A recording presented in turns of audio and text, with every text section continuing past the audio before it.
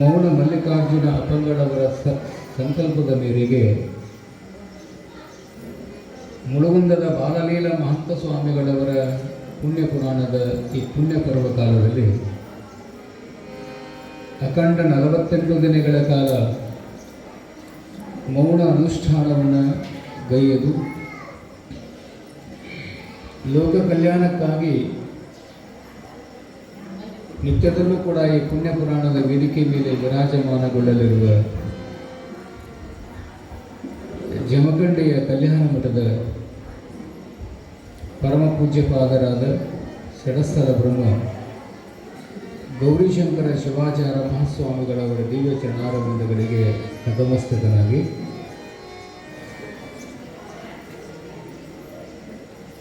ಶ್ರೀಮಠದ ಒಡೆಯರು, ನಮ್ಮೆಲ್ಲರಿಗೆ ಮಾರ್ಗದರ್ಶಕರು, ತಮ್ಮ ಸಮಗ್ರವಾದ ಬದುಕನ್ನೇ ಸಮಾಜಕ್ಕಾಗಿ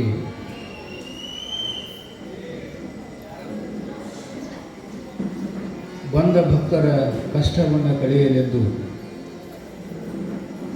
ಶಿವನ ಅವತಾರಿಯಾಗಿರುವಂಥ ಎನ್ನ ಉಸಿರಿನ ಒಡೆಯರೂ ಆಗಿರುವಂಥ ಶ್ರೀ ಮನ್ನಿರಂಜನ ಪ್ರಣವ ಸ್ವರೂಪ ಮೌನ ಮಲ್ಲಿನಾಥೇಶ್ವರರ ಪರಮ ಪವಿತ್ರವಾದ ದಿವ್ಯ ಭವ್ಯವಾದ ಬಸವಪಾದಗಳನ್ನು ಸದಾವಕಾಲ ಎನ್ನ ಮಸ್ತಕದ ಮೇಲೆ ಪುಟ್ಟುಕೊಂಡು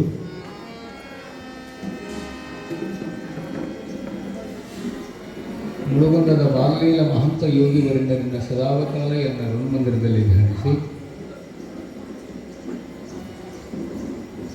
ನನಗೆ ಅನ್ನ, ಅರಿವು, ಆಶ್ರಯ, ಅಕ್ಷರವನ್ನು ದಯಪಾಲಿಸಿರುವ ಗಾಣಿಯೋಗಿ ಶಿವರಿಗೆ ಪಂಡಿತ ಪುಟ್ಟರಾಜ ಅಪ್ಪಂಗಳವರ ಶ್ರೀಚರಣಗಳನ್ನು ಸದಾವಕಾಲ ಎನ್ನ ಮಸ್ತಕದ ಮೇಲೆ ಹೊತ್ತುಕೊಂಡು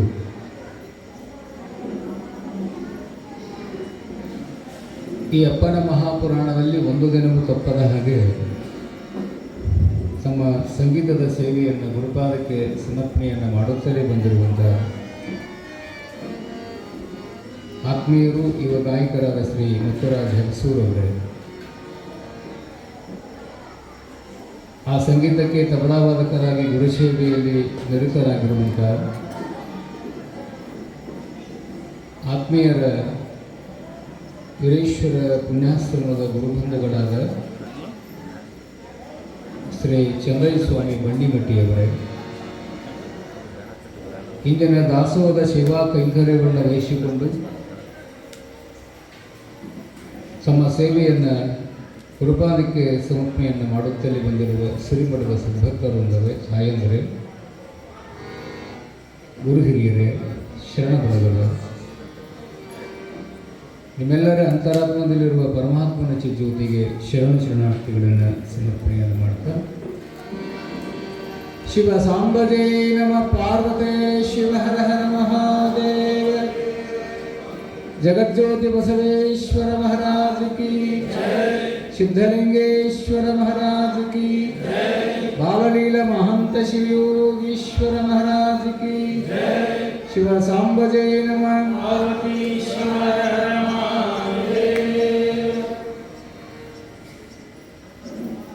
ಆಕಳ ಎದೆಹಾರು ಎಮಗೆ ಕಿಲ್ಲ, ಕತ್ತೆಯ ಪರಿಶ್ರಮ ಎಮಗೆ ಕಿಲ್ಲ, ನಾಯಿಯ ನೀಯತ್ತು ಎಮಗೆ ಕಿಲ್ಲ, ಕುದುರೆಯ ವೇಗ ಎಮಗೆ ಕಿಲ್ಲ. ಸ್ವತಂತ್ರ ಧೀರ ಸಿದ್ದೇಶ್ವರ, ಈ ಕತ್ತೆ, ನಾಯಿ, ಕುದುರೆಗಳನ್ನು ನಂಬಬಹುದು, ಈ ಮನುಷ್ಯನನ್ನು ನಂಬಲಾಗದು. ಈ ವಚನವನ್ನು ಬರೆದವರು ಸಿದ್ದಯ್ಯ ಪುರಾಣಿಕರು. ನಾಡಿನ ದಾರ್ಶನಿಕರಾಗಿರುವಂಥ ಸಿದ್ದಯ್ಯ ಪುರಾಣಿಕರು ಏನನ್ನು ಹೇಳ್ತಾರೆ ಅಂದ್ರೆ, ಆಕಳಿಗೆ ಇರುವಂಥ ಹೃದಯ ಮನುಷ್ಯನಿಗೆ ಯಾಕೆ ಇಲ್ಲ ಅಂತ ಕೇಳುತ್ತಾರೆ. ಅಜ್ಜವರ ಆಕಳಿಗೆ ಹೃದಯ ಐತೇನು ಅಂತ ಕೇಳಿದರೆ, ನಮಗಿಂತಲೂ ಬಹಳ ಪರಿಶುದ್ಧವಾಗಿರ್ತಕ್ಕಂಥ ಹೃದಯವನ್ನು ಹೊಂದಿರತಕ್ಕಂಥವು ಪ್ರಾಣಿಗಳಂತ.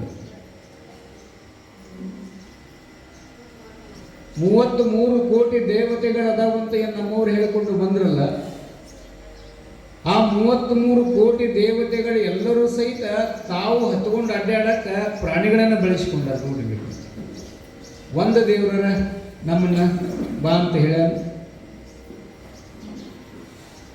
ಏನು 33 ಕೋಟಿ ದೇವತೆಗಳದಾವ ಅಂತ ಹೇಳಿದ್ರಲ್ಲ ನಮ್ಮವರು. ಒಂದು ದೇವರ ಮನುಷ್ಯನನ್ನ ಒಂದು ದಿನದ ಮಟ್ಟಿಗಾದ್ರೂ ನನ್ನನ್ನು ಹೊತ್ಕೊಂಡು ಅಡ್ಡಾಡಿ ಅಂತ ಮಾರಪ್ಪ, ಸೇವಾ ಮಾಡ್ಯಾಕ ನನ್ನನ್ನು ಹೊತ್ಕೊಂಡು ಅಡ್ಡಾಡಂತ ಏನು ಈ ದೇವತೆಗಳೇ ಏನದಾವಲ್ಲ, ಯಾರೂ ನಮ್ಮನ್ನು ಕರೆದಿಲ್ಲ. ಯಾಕೆ ಕರೆದಿಲ್ಲ? ಗಣಪತಿ ವಾಹನ ಯಾವ್ದು ರೀ? ಇದೆ. ಷಣ್ಮುಖನ ವಾಹನ ನವಿಲು, ಶಿವನ ವಾಹನ ನಂದಿ, ವಿಷ್ಣುವಿನ ವಾಹನ ಗರುಡ, ಶನಿಯ ವಾಹನ ಕಾಗೆ. ನೋಡಿ, ಕಾಗೆ ಅಂತ ಕಾಗೆನೂ ಸಹಿತ ಒಬ್ಬ ದೇವತೆಯನ್ನು ಹೊತ್ತುಕೊಂಡು ಅಡ್ಡಾಡಕತ್ತದ. ಮತ್ತೆ ಇರುವ 84 ಲಕ್ಷ ಜೀವರಾಶಿಗಳಲ್ಲಿ ಶ್ರೇಷ್ಠ ಅಂತ ಹೇಳಿ ಹೋದ್ರು. ಈ ಶ್ರೇಷ್ಠವಾದ ಮನುಷ್ಯನನ್ನ ಯಾಕೆ ದೇವರು ಸೇವಾ ಮಾಡಕ್ಕೆ ಕರ್ಕೊಲಿಲ್ಲ, ಹತ್ಕೊಂಡು ಅಡ್ಡಾಡಕ್ಕೆ? ಯಾಕಂದ್ರೆ ಅವ್ನಿಗೆ ಗೊತ್ತದ ಏನು, ಇವ ಯಾವಾಗ ಹೋಗಿತಾನೋ ಯಾವಾಗ ಎತ್ಕೊಂತಾನೋ ಅಂತ ಗೊತ್ತದ. ಅದಕ್ಕೆ ನಮ್ಮನ್ನು ಕರ್ಕೊಂಡಿಲ್ಲ. ನೋಡ್ರಿ, ಪ್ರಾಣಿಗಳೇ ಗುಣದಲ್ಲಿ ಮೇಲೂ ಮಾನವನದಕ್ಕಿಂತ ಕೀಳು ಅಂತ ಬರೀತಾರೆ. ಪ್ರಾಣಿಗಳಿಗೆ ಏನು ವಿಶೇಷವಾದ ಗುಣ ಇರುತ್ತದೆ ಅಂತಂದ್ರೆ, ನಾವೆಲ್ಲರೂ ಡಿಸ್ಕವರಿ ಚಾನಲ್ ನೋಡಿದವರು ಅದೇ, ಟಿ ವಿ ನೋಡಿದವರು ಅದೇ ಯಾವ ಆ ಡಿಸ್ಕವರಿ ಚಾನಲ್ ಒಳಗೆ ಬರೀ ಪ್ರಾಣಿಗಳನ್ನ ಹಾಕಿರ್ತಾರೆ. ನೋಡಿರ್ಬೇಕಾದ್ರೆ ಹುಲಿ, ಸಿಂಹ, ಚಿರತೆ, ಕರಡಿ, ಆ ಪ್ರಾಣಿಗಳನ್ನು ನೋಡುವಂಥ ಚಾನಲ್ ಒಂದು ಐತಲ್ಲ, ಆ ಪ್ರಾಣಿಗಳ ಚಾನಲ್ ಅನ್ನು ನೋಡುವಾಗ ಗಮನಿಸಬೇಕು ನಾವೆಲ್ಲ. ಸಮುದ್ರದ ದಂಡಿ ಮೇಲೆ ಪೆಂಗ್ವಿನ್ ಅಂತ ಒಂದು ಹಕ್ಕಿ ಇರ್ತದೆ. ಪೆಂಗ್ವಿನ್ ಅದು ಹೆಂಗಿರ್ತದೆ ಅಂತಂದ್ರೆ ಮೂಗು ಉದ್ದಿರ್ತದೆ, ಹೊಟ್ಟೆ ಡುಮುಕಿರ್ತದೆ. ನೋಡ್ರಿ, ಅವು 1-2 ಇರುವುಲ್ಲವು ಸಾವಿರಾರು ಹೆಣ್ಣು ಮತ್ತು ಗಂಡು ಹಕ್ಕಿಗಳು ಆ ಸಮುದ್ರದ ತಟಾಕದಲ್ಲಿ ಆನಂದವಾಗಿ ಅಡ್ಡಾಡ್ತಿರ್ತವೆ. ಎಷ್ಟು ಚಂದ ಅಡ್ಡಾಡ್ತಿರ್ತಾವ ಅಂದ್ರೆ, ಆ ಸಮುದ್ರದ ದಂಡಿ ಮೇಲೆ ಅಡ್ಡಾಡ್ತಿರ್ತಾವಲ್ಲ ಆ ಪೆಂಗ್ವಿನ್ ಹಕ್ಕಿ, ಹೆಣ್ಣು ಮತ್ತು ಗಂಡು ಹಕ್ಕಿ ಒಟ್ಟ ಅಗಲುವುದಿಲ್ಲ ಅಂತಾರೆ. ಒಟ್ಟ ಅಗಲುವುದೇ ಇಲ್ಲ. ಎದಕ್ಕೆ ಹೋದ್ರೂ ಕೂಡ ಅಡ್ಡಾಡ್ತಿರ್ತಾವ. ಒಂದು ವೇಳೆ ಅಕಸ್ಮಿತವಾಗಿ ಹೆಣ್ಣು ಹಕ್ಕಿ ಸತ್ಯು ಅಂತ ಇಟ್ಕೊಳ್ರು, ಸಹಜ, ಅದು ಸಾವು ಸಹಜ. ಹೆಣ್ಣು ಹಕ್ಕಿ ಏನಾದರೂ ಸತ್ಯು ಅಂತಂದ್ರೆ ಆ ಗಂಡು ಹಕ್ಕಿ ಏನು ಮಾಡ್ತದ ಅಂತಂದ್ರೆ, ಆ ಹೆಣ್ಣು ಹಕ್ಕಿಯ ಮರಣದಲ್ಲಿ ಆ ನೆನಪಿನೊಳಗ ಜೀವನವನ್ನು, ಇಡೀ ಜೀವನವನ್ನು ಕಳೀತಿದ್ದಂಥದ್ದು. ತನ್ನ ಹೆಣ್ಣು ಸಂಗಾತಿಯನ್ನು ಕಳ್ಕೊಂಡಿರ್ತಕ್ಕಂಥ ನೋವಿನೊಳಗ, ಅದರ ನೆನಪಿನೊಳಗ ತನ್ನ ಇಡೀ ಜೀವನವನ್ನೇ ಅದರೊಂದಿಗೇನೆ, ಆ ನೆನಪಿನೊಂದಿಗೇನೆ ಕಳೆದು ತಾನು ಒಂದಿನ ಅಲ್ಲೇ ಸತ್ತು ಹೋಗಿಬಿಡುತ್ತದೆ. ಆಗ ನೆನಪಿರಲಿ, ಪ್ರಾಣಿಗಳಲ್ಲಿ ಏನು ವಿಶೇಷ ಐತಿ ಅಂತಂದ್ರೆ, ತನ್ನ ಹೆಣ್ಣು ಸಂಗಾತಿಯನ್ನು ಕಳೆದುಕೊಂಡಿರುವಂಥ ಪೆಂಗ್ವಿನ್ ಹಕ್ಕಿ, ಗಂಡು ಹಕ್ಕಿ, ಅಲ್ಲಿ ಸಾವಿರಾರು ಹಕ್ಕಿ ಇರ್ತಾವೆ, ಹೆಣ್ಣು ಹಕ್ಕಿ ಇರ್ತಾವ. ಇನ್ನೊಂದು ಹೆಣ್ಣು ಸಂಗಾತಿಯನ್ನು ಬಯಸಿ ಹೆಣ್ಣು ಸಂಗಾತಿಯನ್ನು ಆರಿಸಿಕೊಳ್ಳುವುದಿಲ್ಲ ಅಂತ ನೋಡಿದ್ರು. ಎಂಥ ವಿಶೇಷ ಧರ್ಮ ಅದಕ್ಕೆ. ಅದು ಮನಸ್ಸು ಮಾಡಿ ಇನ್ನೊಂದು ಹೆಣ್ಣಿನ ಸಂಘವನ್ನು ಬಯಸಬಹುದು. ಯಾಕೆ? ಸಂಗಾತಿ ತೀರಿಕೊಂಡಾಳಲ್ರಿ. ತನ್ನ ಸಂಗಾತಿ ತೀರಿಕೊಂಡ ಮೇಲೆ ಇನ್ನೊಂದು ಹೆಣ್ಣು ಹಕ್ಕಿಯನ್ನು ಕಣ್ಣೆತ್ತಿ ನೋಡುವುದಷ್ಟೇ ಅಲ್ಲ, ಇನ್ನೊಂದು ಹೆಣ್ಣು ಹಕ್ಕಿಯ ಸಂಘವನ್ನು ಮಾಡದೆ ತಾನು ಕಳೆದುಕೊಂಡ ತನ್ನ ಸಂಗಾತಿಯ ನೆನಪಿನೊಳಗೆ ಅದೇ ಸಮುದ್ರದ ನದಿಯೊಳಗೆ ತಟಾಕದಲ್ಲಿ ಒಂದು ದಿನ ಅದರ ನೆನಪಿನ ಅಂಗಡದಲ್ಲೇ ಕಾಲವನ್ನು ಕಳೆದು ಸತ್ತು ಹೋಗ್ತದಂತೆ. ಯಾವುದು? ಪೆಂಗ್ವಿನ್ ಹಕ್ಕಿ. ಆದರೆ ಮನುಷ್ಯ, ಈ ಪ್ರಾಣಿಗೂ ಮತ್ತು ಮನುಷ್ಯನಿಗೂ ವ್ಯತ್ಯಾಸ ಏನು ಅಂತಂದರೆ, ಮನುಷ್ಯ ಹಂಗಲ್ಲ. ಮನೆ ಒಳಗೆ ಆರೋಗ್ಯವಂತ ಹೆಂಡತಿ ಇದ್ದಾಳೆ, ಮನೆ ಒಳಗೆ ಸದೃಢವಾದ ಹೆಂಡತಿ ಇದ್ದಾಳೆ, ಮನೆ ಒಳಗೆ ಆಚಾರವಂತ ಹೆಂಡತಿ, ರೂಪವಂತಿ, ಗುಣವಂತಿ ಹೆಂಡತಿ ಇದ್ದರೂ ಸಹಿತ ಇನ್ನೊಂದು ಹೆಣ್ಣಿನ ಸಂಘವನ್ನು ಬಯಸಬೇಕಂತ ಮನಸ್ಸು ಮಾಡುವಂಥ ಪ್ರಾಣಿ ಯಾವುದಂದ್ರೆ ಅದು ಮನುಷ್ಯ ಪ್ರಾಣಿ. ಅದಕ್ಕನೇ ಹೇಳಿದರು ಏನಂತ, ಪ್ರಾಣಿಗಳೇ ಗುಣದಲ್ಲಿ ಮೇಲು ಅಂತ. ಅಂತ ವಿಶೇಷವಾಗಿರ್ತಕ್ಕಂಥ ಗುಣ ಸ್ವಭಾವಗಳು ಅದಕ್ಕೆ ಇರುವುದರಿಂದ ನಮ್ಮ ದವಾಖಾನೆ ಬಾಳದವ, ಇನ್ನು ಪ್ರಾಣಿಗಳ ದವಾಖಾನೆ ಬಾಳದವ ನೋಡಿರ್ಬೇಕು. ನಮ್ಮೂ ಅದವ ನೋಡ್ಬೇಕು. ಯಾವ ವಟಾರಕ್ಕೆ ಹೋಗ್ತೇವಿ, ಯಾವ ರೋಡಿಗೆ ಹೋಗ್ತೇವಿ, ಎಲ್ಲ ದವಾಖಾನೆ ನಮಗ ಅದಾವ. ಯಾಕಂದ್ರೆ ಪ್ರಾಣಿಗಳಿಗೆ ಏನು ವಿಶೇಷ ಐತಿ ಅಂದ್ರೆ, ಹೊಟ್ಟೆ ತುಂಬಿದ ಮೇಲೆ ಮಲಿಗೆ ಬಿಡ್ತಾವ ಅಂತ ನೋಡ್ರಿ. ಯಾವ ಪ್ರಾಣಿ, ಅದು ಆಡರಿರಲಿ ಆಕಳರಿರಲಿ, ಹೊಟ್ಟೆ ತುಂಬಿದ ಮೇಲೆ ಆನಂದವಾಗಿ ಮಲಗಿ ಬಿಡ್ತಾವಂತ. ಈ ಮನುಷ್ಯ ಹಂಗಲ್ಲ, ಹೊಟ್ಟೆ ತುಂಬಿದ ಮೇಲೆ ಹೊಟ್ಟೆ ಕಿಚ್ಚಿನಿಂದ ಮಲಗುವಂಥ ಪ್ರಾಣಿ ಯಾವುದಂದ್ರೆ ಮನುಷ್ಯ ಪ್ರಾಣಿ. ಇದು ಹೊಟ್ಟೆ ತುಂಬಿದ ಮೇಲೆ ಸುಮ್ಮನೆ ಮಲಗುವುದಿಲ್ಲ, ಇದು ಹೊಟ್ಟೆ ಕಿಚ್ಚಿರುತ್ತಂತೆ. ಇದಕ್ಕೆ ಅದಕ್ಕೆ ಮನುಷ್ಯನಿಗೆ ಆ ವಿಷಯ ಒಳಗೆ ಎಂದು ಈ ವಚನವನ್ನು ಯಾಕೆ ಆಯ್ಕೆ ಮಾಡಿಕೊಳ್ತಾರೆ ಚನ್ನ ಕವಿಗಳು ಅಂತಂದರೆ, ಪುಣ್ಯಾತ್ಮರೇ, ಪ್ರಾಣಿ ಭಾಳ ವಿಶೇಷವಾಗಿರ್ತಕ್ಕಂಥ ಗುಣ ಸ್ವಭಾವಕ್ಕೆ ಪಾತ್ರವಾಗಿರ್ತಕ್ಕಂಥದ್ದು. ಆ ದಿಶೆ ಒಳಗೆ ಎಂದು ಮುಳುಗುಂದದ ಬಾಲಲೀಲ ಮಹಂತ ಸ್ವಾಮಿಗಳವರು ಎಲ್ಲಿಗೆ ದಯಮಾಡಿಸ್ತಾರೆ ಅಂತಂದರೆ, ಶ್ರೀಶೈಲ ಚನ್ನ ಮಲ್ಲಿಕಾರ್ಜುನನ ಪುಣ್ಯಕ್ಷೇತ್ರವಾಗಿರ್ತಕ್ಕಂಥ ಆ ಶ್ರೀಶೈಲದ ಪುಣ್ಯ ತಟಾಕದಲ್ಲಿರುವಂಥ ಆ ನಿಸರ್ಗ ನಿರ್ಮಿತವಾಗಿರ್ತಕ್ಕಂಥ ಅದ್ಭುತವಾದ ಭಗವಂತನ ಸೃಷ್ಟಿ, ಅಲ್ಲಿ ಭ್ರಮರಾಂಬಿಕೆಯ ದೇವಸ್ಥಾನ ಇದೆ, ಕೈಲಾಸದ ಹೆಬ್ಬಾಗಿಲು ಇದೆ, ಶಿಖರೇಶ್ವರ ಅಂತಕ್ಕಂಥ ಪವಿತ್ರವಾದ ಕ್ಷೇತ್ರ ಇದೆ. ಅಂಥ ಪುಣ್ಯವಾಗಿರ್ತಕ್ಕಂಥ ಪುಣ್ಯ ನೆಲಕ್ಕೆ ಇಂದು ನಮ್ಮ ಚರಿತ್ರ ನಾಯಕರಾಗಿರುವಂಥ ಮಹಾಂತ ಯೋಗಿವರಣ್ಯರು ಆ ಪುಣ್ಯ ತಟಾಕಕ್ಕೆ ಬರ್ತಾರೆ ಅನ್ನುವಂಥ ಮಾತನ್ನು ತಿಳಿಸ್ತಾ ಒಂದು ಗೀತೆಯನ್ನು ಗವಾಯಿಗಳು ಹಾಡಿದ ನಂತರ ಪುರಾಣದಲ್ಲಿ ಭಾಗಿಯಾಗುತ್ತೆ.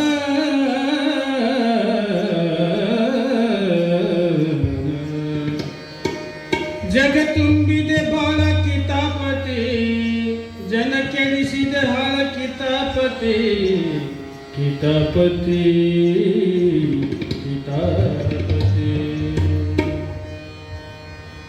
ಜಗತ್ತುಂಬಿದ ಬಾಳ ಕಿತಾಪತಿ, ಜನ ಕೆಡಿಸಿದ ಹಾಳ ಕಿತಾಪತಿ, ಕಿತಾಪತಿ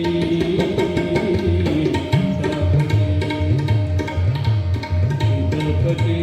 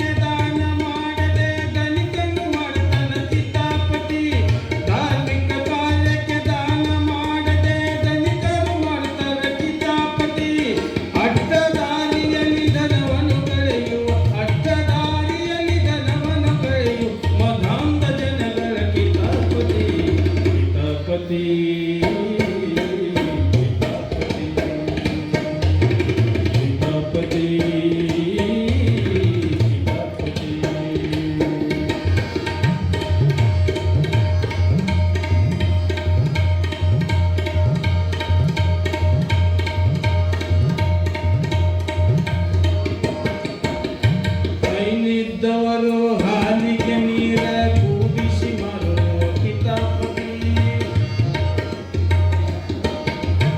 ಐನಿದ್ದವರು ಹಾಲಿಗೆ ನೀರ ಕೂಡಿಸಿ ಮಾರುವ ಕಿತಾಪತಿ.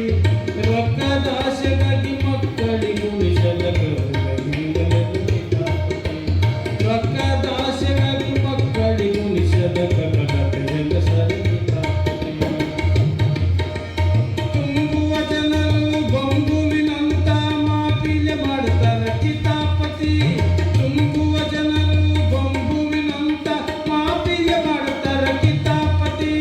ತುಂಬಿದ ಹಾಲನ್ನು ಕೊಳ್ಳುವ ಜನರು, ತುಂಬಿದ ಹಾಲನ್ನು ಕೊಳ್ಳುವ ಜನರು ದಿಗ್ಗೀತ ನೋಡ್ತಾರೆ ಕಿತಾಪತಿ, ಕಿತಾಪತಿ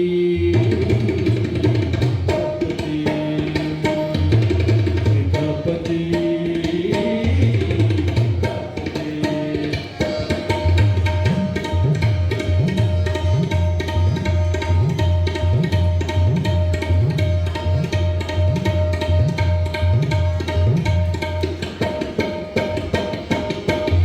ಮದುವೆ ಮುಂಚೆ ಶೋಭಾನದೊಳಗ ಬೀಗರು ಮಾಡ್ತಾರೆ ಕಿತಾಪತಿ,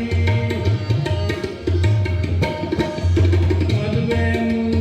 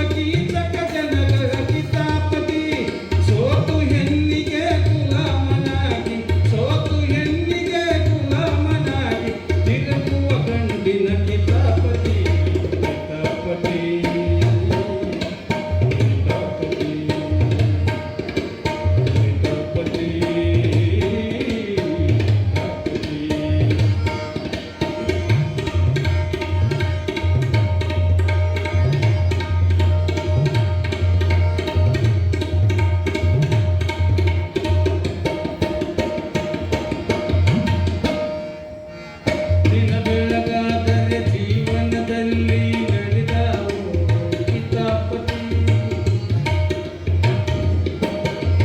ದಿನ ಬೆಳಗಾದರೆ ಜೀವನದಲ್ಲಿ ಎಷ್ಟೋ ನಡೆದವು ಕಿತಾಪತಿ.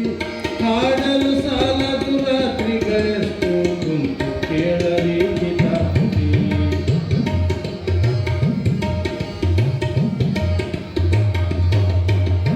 ದಿನ ಬೆಳಗಾದರೆ ಜೀವನದಲ್ಲಿ ಎಷ್ಟೋ ನಡಿತಾವ ಕಿತಾಪತಿ. ಹಾಡಲು ಸಾಲದು ರಾತ್ರಿಗಳೆಷ್ಟು ಕುಂತು ಕೇಳಲಿ ಕಿತಾಪತಿ. ತಿಳ್ಕೊಂಡು ಬಾಳಿದೆ ನಾಡಿನ ಜನರೇ ಮಾಡದೆ ಇಂಥ ಕಿತಾಪತಿ. ತಿಳ್ಕೊಂಡು ಬಾಳಿದೆ ನಾಡಿನ ಜನರೇ ಮಾಡದೆ ಇಂಥ ಕಿತಾಪತಿ. ನಮ್ಮಿಂದಳಿಯಲು ಎಂದು ಬೇಡುವ ನಮ್ಮಿಂದಳಿಯಲು ಎಂದು ಬೇಡುವ ಶಿವಬಸವನ ಈ ಕಿತಾಪತಿ. ಕಿತಾಪತಿ ಕಿತಾಪತಿ.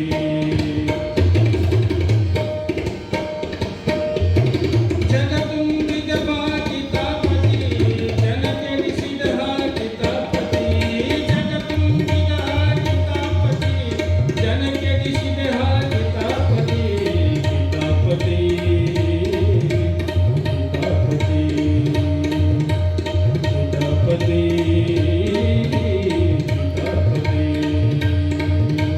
ಕಿತಾಪತಿ ಕಿತಾಪತಿ ಕಿತಾಪತಿ ಕಿತಾಪತಿ. ಶಿವ ಸಾಂಬ ಜೈ ನಮ ಪಾರ್ವತಿ ಶಿವ ಹರ ಹರ ಮಹಾದೇವ.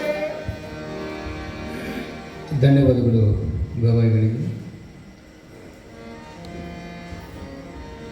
12ನೇ ಶತಮಾನದಲ್ಲಿ ಬಹಳ ಕಿರಿಯ ವಯಸ್ಸಿನಲ್ಲಿ ಜ್ಞಾನ ಶಿಖರವನ್ನು ಏರಿದವರಲ್ಲಿ ಚನ್ನಬಸವಣ್ಣ, ಅಕ್ಕ ಮಹಾದೇವಿ. ಚನ್ನಬಸವಣ್ಣವರು ಹೇಳ್ತಾರೆ, ತನು ಶುದ್ಧವಾಯಿತು ಗುರುವಿನಿಂದ,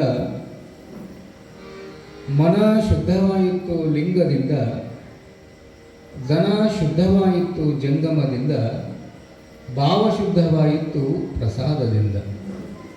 ಇಂತೆ ಚತುರ್ವಿಧದಿಂದ ಸರ್ವಾಂಗ ಶುದ್ಧ ಕಾಣ ಕೂಡಲ ಚನ್ನ ಸಂಗಮ ದೇವ. ತನು ಅಂದರೆ ಶರೀರ ಅಂತ. ಈ ಶರೀರ ಶುದ್ಧತೆಯನ್ನು ಹೊಂದಬೇಕಾಗಿತ್ತು ಅಂತಂದ್ರೆ ಏನು ಮಾಡಂತ ಹೇಳ್ತಾರೆ ಚನ್ನಬಸವಣ್ಣವರು ಅಂದ್ರೆ ಗುರುಸೇವೆಯನ್ನು ಮಾಡುವುದು. ಯಾವ ರೀತಿ ಶಿಷ್ಯನಾಗಿರ್ತಕ್ಕಂಥವನು ಗುರುಸೇವೆಯನ್ನು ಮಾಡಬೇಕು ಅಂತಂದ್ರೆ, ಹಿಂದಿನ ಕಾಲದಲ್ಲಿ ವಾಹನಗಳಿರಲಿಲ್ಲ. ನಮ್ಮ ಪೂರ್ವಜರು ನಡ್ಕೊಂಡು ಹೋಗಿದ್ದರು ನೋಡ್ರಿ. ಗುರು ಮತ್ತು ಶಿಷ್ಯರಿಬ್ಬರು ಕಾಲಮಾರ್ಗವಾಗಿ ಪಾದಯಾತ್ರಿಗಳಾಗಿ ನಡ್ಕೊಂಡು ಹೋಗ್ತಿದ್ರಂತೆ ಒಂದು ಊರಿಗೆ. ದಯವಿಟ್ಟು ಯಾರು ಮಾತಾಡ್ಬೇಡ್ರಿ ತಂಗಿ. ಪಾದಯಾತ್ರಿಗಳಾಗಿ ನಡ್ಕೊಂಡು ಹೋಗುವಂಥ ಸಂದರ್ಭದಲ್ಲಿ ಶಿಷ್ಯ ಗುರುಗಳ ಪೂಜಾ ಸಾಮಗ್ರಿಗಳನ್ನು ತಲೆ ಮೇಲೆ ಹೊತ್ತುಕೊಂಡಿದ್ದ. ಮುಂದೆ ಗುರುಗಳು ಹೊಂಟಿದ್ರು, ಅವರ ಹಿಂದೆ ಶಿಷ್ಯ ಹೊಂಟಿದ್ದ. ಗುರುಗಳಿಗೆ ವಯಸ್ಸಾಗಿತ್ತು. ಒಂದು ಊರಿಗೆ ಹೋಗುವಂಥ ಪ್ರಸಂಗ ಎದುರಾದಾಗ ಶಿಷ್ಯ ಮತ್ತು ಗುರುಗಳು ನಡೆದುಕೊಂಡು ಹೋಗುವಾಗ ಮಧ್ಯಾಹ್ನ ಬ್ಯಾಸಿಗೆ ಅತಿಯಾದ ಬಿಸಿಲಿನ ತಾಪಕ್ಕೆ ಗುರುಗಳು ಏನಂದ್ರಂತ ಶಿಷ್ಯನಿಗೆ, ತಮ್ಮ ಇಲ್ಲಿ ಎಲ್ಲರೂ ಒಂದಿಷ್ಟು ನೀರಿದ್ದರು ನೋಡಪ್ಪ, ಯಾಕೋ ಬಾಯ ಹಾರಾಕತ್ತದ, ನೀರಡಿಕಾಗಿ ಒಂದಿಷ್ಟು ನೀರಿದ್ದರು ನೋಡು ಅಂತಂದಾಗ ಶಿಷ್ಯ ಭಾಳ ಚಲೋ ಇದ್ದ, ಭಾಳ ವಿದ್ಯಾವಂತನೂ ಇದ್ದ, ರೂಪವಂತನೂ ಇದ್ದ.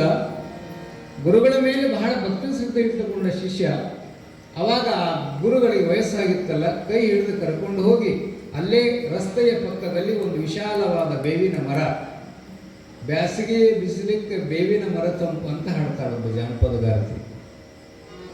ಆ ತಂಪಾಗಿರುವಂಥ ನೆರಳಿನ ಅಡಿಯೊಳಗ ಗುರುಗಳನ್ನು ಕುಂದ್ರಿಸಿ ಪೂಜಾ ಸಾಮಗ್ರಿಯ ಪೆಟ್ಟಿಗೆಯನ್ನು ಹೊರತ್ರ ಇಟ್ಟು, ಯಪ್ಪ ಈಗ ಹೋಗಿ ಈ ಸದ್ಯ ಬರ್ತೇನೆ ನೀರು ತಗೊಂಡು ಅಂತ ಒಂದು ಮಣ್ಣಿನ ಮಡಗಿ ತಗೊಂಡು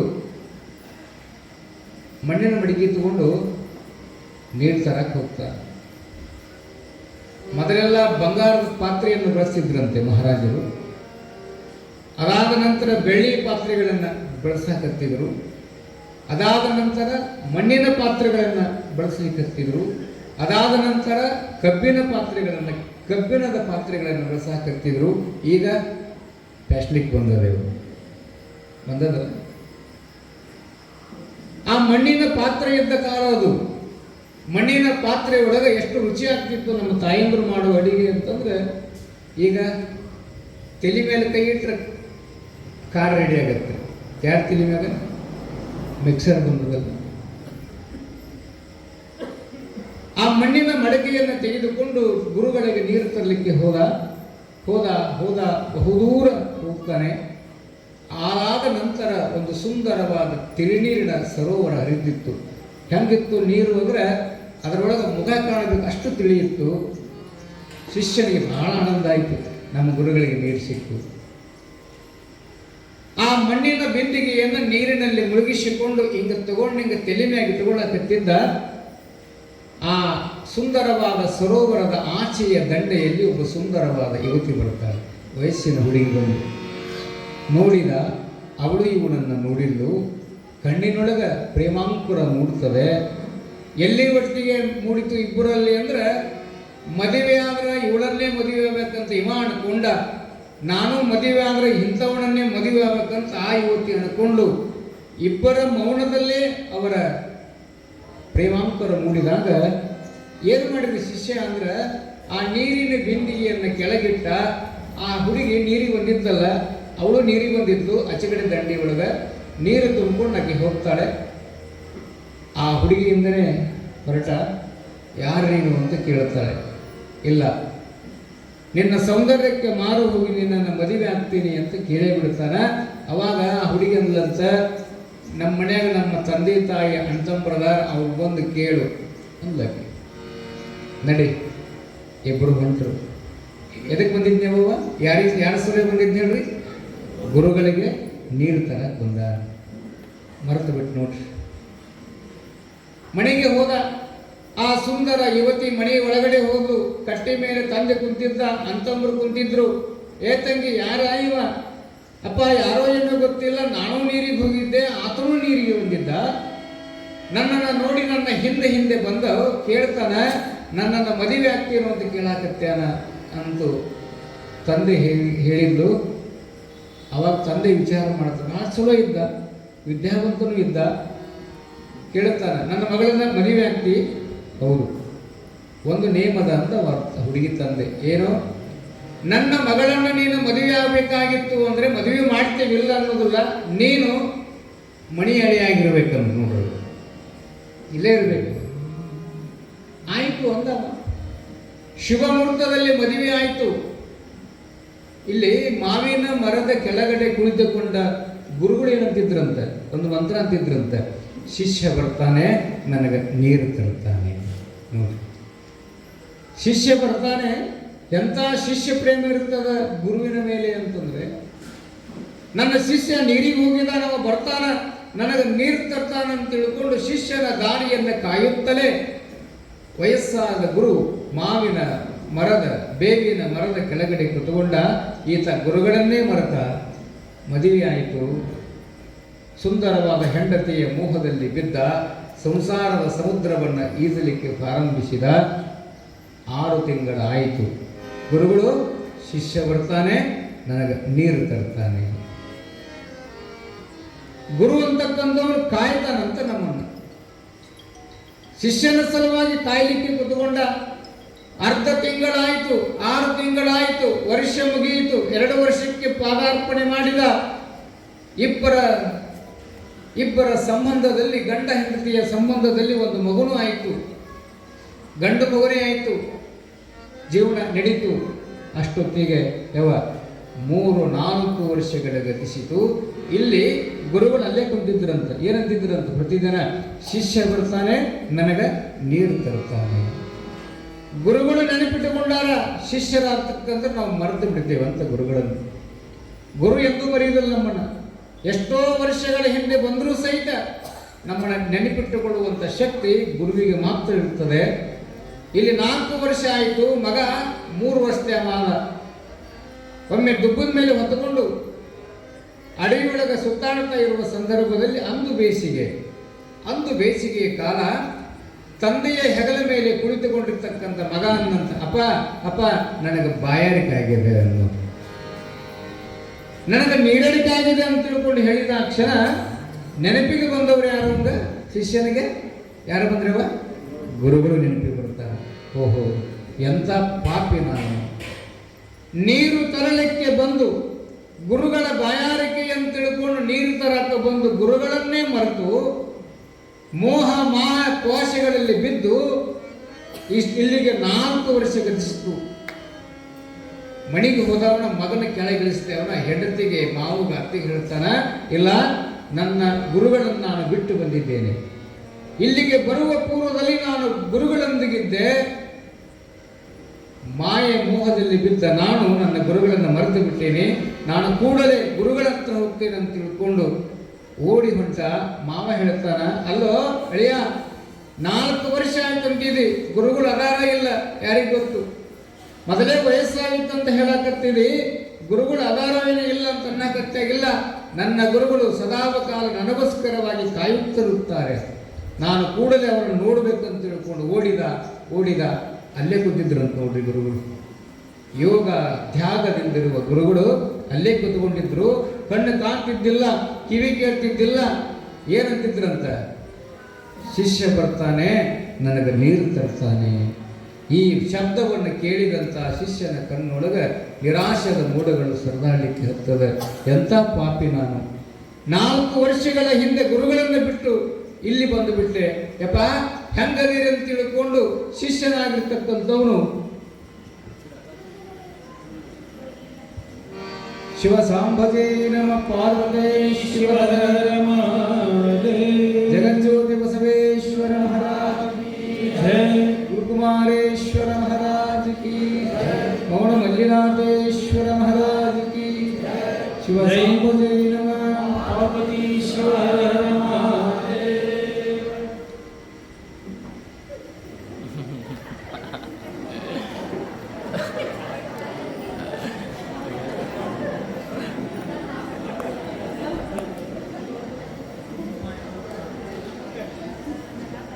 ಗುರುಗಳು ವೇದಿಕೆ ಮೇಲೆ ವಿರಾಜಮಾನಗೊಂಡಿದ್ದಾರೆ. ನಿನ್ನೆ ದಿನ ದಯವಿಟ್ಟು ಯಾರು ಮಾತಾಡಬೇಕು, ಎಲ್ಲರೂ ಜಯಘೋಷ ಮಾಡಿ ನಿಮ್ಮೆ. ಶಿವ ಸಾಂಬಜೇ ನಮ ಗುರುಕುಮಾರೇಶ್ವರ ಮಹಾರಾಜ ಕಿ, ಸಿದ್ಧಲಿಂಗೇಶ್ವರ ಮಹಾರಾಜ ಕಿ, ಬಾಲಲೀಲ ಮಹಾಂತ ಶಿವಯೋಗೀಶ್ವರ ಮಹಾರಾಜ ಕಿ, ಮೌನ ಮಲ್ಲಿನಾಥೇಶ್ವರ ಮಹಾರಾಜ ಕಿ, ಗೌರಿ ಶಂಕರ ಶಿವಾಚಾರ್ಯ ಮಹಾರಾಜ ಕಿ. ಶಿವ ಸಾಂಬಜೇ ನಮಃ.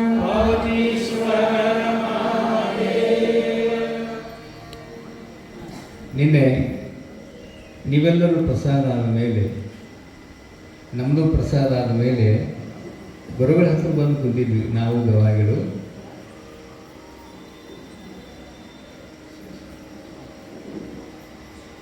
ಅಜ್ಜವ್ರಿಗೆ ಏನಂದೆ ನಾನು ಅಂತಂದ್ರೆ, ಯಪ್ಪ ಪುರಾಣದ ಅಧಿಕ ಮಾಸದ ಭಕ್ತರು ಬರ್ತಿರ್ತಾರೆ ಹೋಗ್ತಿರ್ತಾರೆ, ಆಪರೇಷನ್ ಮಾಡಿಸೋ ಬಂದು ಯಾರಿಗೂ ಗೊತ್ತಿಲ್ಲ, ನಮಗೆ ಬಂದ ಮೇಲೆ ಗೊತ್ತು ಮಠದ ಭಕ್ತರಿಗೆ. ಅವಾಗ ಅಜ್ಜವರು ಒಂದು ಮಾತು ಹೇಳಿದರು, ಎಂಥ ಅಮೂಲ್ಯವಾದ ಮಾತು ಹೇಳಿದರು ಅಂದರೆ, ಬಸವಣ್ಣ ಹೇಳ್ತಾರೆ ಒಂದು ವಚನವನ್ನು, ಅತ್ತನಿತ್ತ ಹೋಗದಂತೆ ಹೆಡವನ್ನು ಮಾಡಯ್ಯ ತಂದೆ, ಸುತ್ತಿ ಸುಳಿದು ನೋಡದಂತೆ ಅಂಧಕಾನ ಮಾಡಯ್ಯ ತಂದೆ, ಮತ್ತೊಂದು ಕೇಳದಂತೆ ಕಿವಡನ್ನ ಮಾಡಯ್ಯ ತಂದೆ ಅಂತ ಹೇಳಿದ್ರು ಅಜ್ಜವರು. ಏನದರ ಅರ್ಥ? ಕುರುಡ ದೇವಸ್ಥಾನಕ್ಕೆ ಬರ್ತಿದ್ದಂತೆ, ದಿನಾಲೂ ಬರ್ತಿದ್ದವ, ಕಣ್ಣಿರಲಿಲ್ಲ. ಇಲ್ಲ ನಮ್ಮ ಜ್ಞಾನೇಶ್ ಅದ ನೋಡ್ರಿ, ಮತ್ತೆ ಯಾರು ಬೇಡ, ಜ್ಞಾನೇಶ್ ಇಲ್ಲ, ಆತನಿಗೆ ಕಣ್ಣಿಲ್ಲ. ಆತನಿಗೆ ಕಣ್ಣಿಲ್ಲ ಅಂತ ನಾವು ತಿಳ್ಕೊಂಡೇವಿ, ಆದರೆ ಅಂತರಂಗದ ಕಣ್ಣನ್ನು ಗುರುಗಳಿಂದ ಪಡ್ಕೊಂಡ. ನಾವು ನೋಡದೇ ಇರುವಂಥ ಪ್ರಪಂಚವನ್ನು ಆತ ನೋಡುತ್ತಾನೆ. ಆತ ನೋಡ್ತಾನಂತನ ಅವನ ಹಾಡುಗಳನ್ನು ನಾವು ಕೇಳುತ್ತೇವೆ. ಪ್ರಪಂಚ ಹೆಂಗೈತೆ ಅವ್ನು ಗೊತ್ತಿಲ್ಲ, ಹೌದಾ? ಸೃಷ್ಟಿ ಒಳಗೆ ಹಕ್ಕಿ ಪಕ್ಷಿಗಳು, ಹೂವು ಹಣ್ಣು ಹೆಂಗದಂತ ಗೊತ್ತಿಲ್ಲ. ಆದರೆ ಆತನಲ್ಲಿರುವ ಗುರುಕೊಟ್ಟ ಅಂತರಂಗದ ಕಣ್ಣಿನಲ್ಲಿ ನಮಗೆ ಕಾಣದೇ ಇರುವಂಥ ಒಂದು ಆಚೆ ಇರುವ ಪ್ರಪಂಚವನ್ನು ಅವರು ನೋಡಬಲ್ಲರು. ಪುಣ್ಯಾತ್ಮರೇ, ಅವರು ನೋಡುತ್ತಾರೆ. ದೃಷ್ಟಿ, ಯಾರ ದೃಷ್ಟಿ ಸರಿ ಇರ್ತದಲ್ಲ ಅವರಿಗೆ ಸೃಷ್ಟಿ ಸರಿ ಕಾಣತ್ತಂತ. ದೃಷ್ಟಿ ಯಾರು ಸರಿ ಇರ್ತೈತಲ್ಲ ಅವರಿಗೆ ಸೃಷ್ಟಿ ಸರಿ ಕಾಣತ್ತಂತೆ. ಹನುಮಂತ ಸೀತೆಯನ್ನು ನೋಡಿದ ದೃಷ್ಟಿ ಯಾವುದಿತ್ತು? ಯಾವಾಗ? ಹನುಮಂತ ಏನಂತ ನೋಡಿದ ಹೇಳ್ರಿ? ಸೀತೆಯನ್ನು ಏನಂತ ನೋಡಿದ? ತಾಯಿ ಅಂತ ನೋಡಿದ. ರಾವಣ ಏನಂತ ನೋಡಿದ? ಏನಂತ ನೋಡಿದ ಹೇಳ್ರಿ? ಇದೊಂದು ಭೋಗದ ವಸ್ತು ಅಂತ ನೋಡಿದ್ದರಿಂದ, ಇದನ್ನು ಬಳಸಬಹುದು ಅಂತ ನೋಡಿದ್ದರಿಂದ, ಒಂದು ಕೆಟ್ಟ ದೃಷ್ಟಿಯಿಂದ ನೋಡಿದ್ದರಿಂದ 10 ತಲೆರಿ, 1 ತಲೆ ಅಲ್ಲ, 10 ತಲೆಯ ರಾವಣ ಅಖಂಡವಾದ ಸಾಮ್ರಾಜ್ಯವನ್ನು ಹೊಂದಿರುವಂಥ ಲಂಕಾ ಅಧಿಪತಿಯಾದ ರಾವಣೇಶ್ವರರ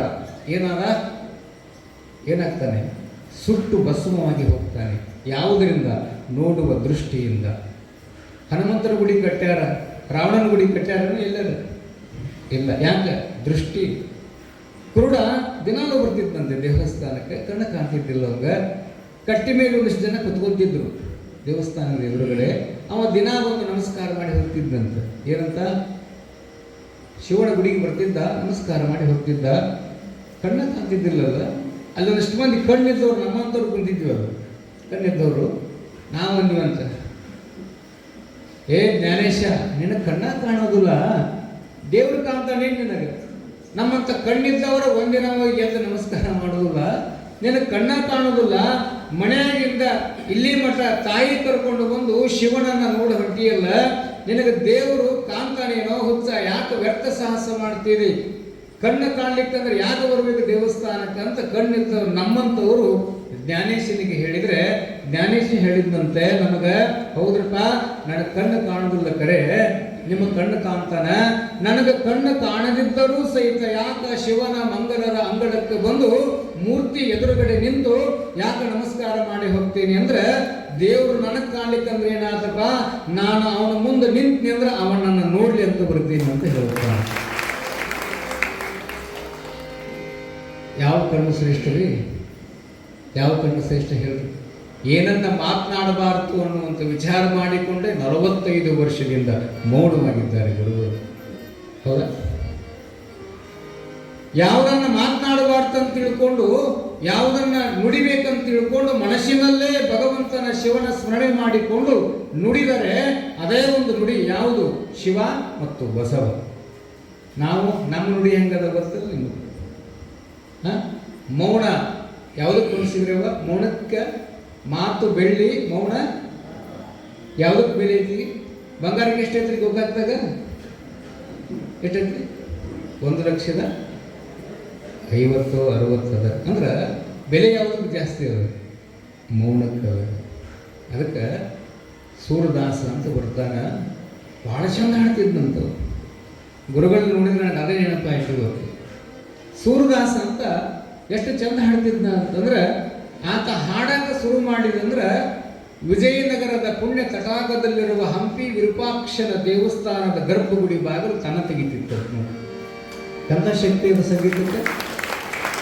ಸಂಗೀತಕ್ಕೆ ಎಂಥ ಅದ್ಭುತವಾದ ಶಕ್ತಿ ಇದೆ ಅಂದರೆ, ಗರ್ಭಗುಡಿಯನ್ನು ಪೂಜಾರಿ ಹಾಕಿ ಹೋಗ್ತಿದ್ದ. ಸೂರದಾಸನಿಗೆ ಕಣ್ಣಿಲ್ಲ. ಕಣ್ಣು ಇಲ್ಲದೇ ಇರತಕ್ಕಂಥ ಸೂರದಾಸ ವಿರೂಪಾಕ್ಷನ ದೇವಸ್ಥಾನದ ಪರಮಶ್ರೇಷ್ಠವಾದ ಅಂಗಳದಲ್ಲಿ ಕುತ್ಕೊಂಡು ರಾಗ ಸ್ವರಗಳನ್ನು ಹಾಡ್ತಾ ಇರುವ ಸಂದರ್ಭದಲ್ಲಿ ನಾದಪ್ರಿಯನಾಗಿರ್ತಕ್ಕಂಥ ಭಗವಂತ ಗರ್ಭಗುಡಿ ಬಾಗಿಲು ತಾನೇ ತೆಗೆದಿತ್ತು. ಅಷ್ಟು ಅದ್ಭುತವಾಗಿ ಹಾಡ್ತಿದ್ದ. ಆ ಸಂಗೀತವನ್ನು ಮೆಚ್ಚಿದಂಥ ಭಗವಂತ ಬಂದಂತೆ ಯಾರ ಹತ್ರ? ಸೂರದಾಸನ ಹತ್ರ ಬರ್ತಾನ. ಸೂರದಾಸ, ಏನು ಸಂಗೀತ ನಿಂದು, ಏನು ಲಹರಿ, ಏನು ಕಂಠದ ನಿಂದು, ಕಂಠವನ್ನು ಕೊಟ್ಟಾಗ ಹಾಡು ನೀರಾಗ ಅಂತ ಹೇಳ್ತಾರೆ.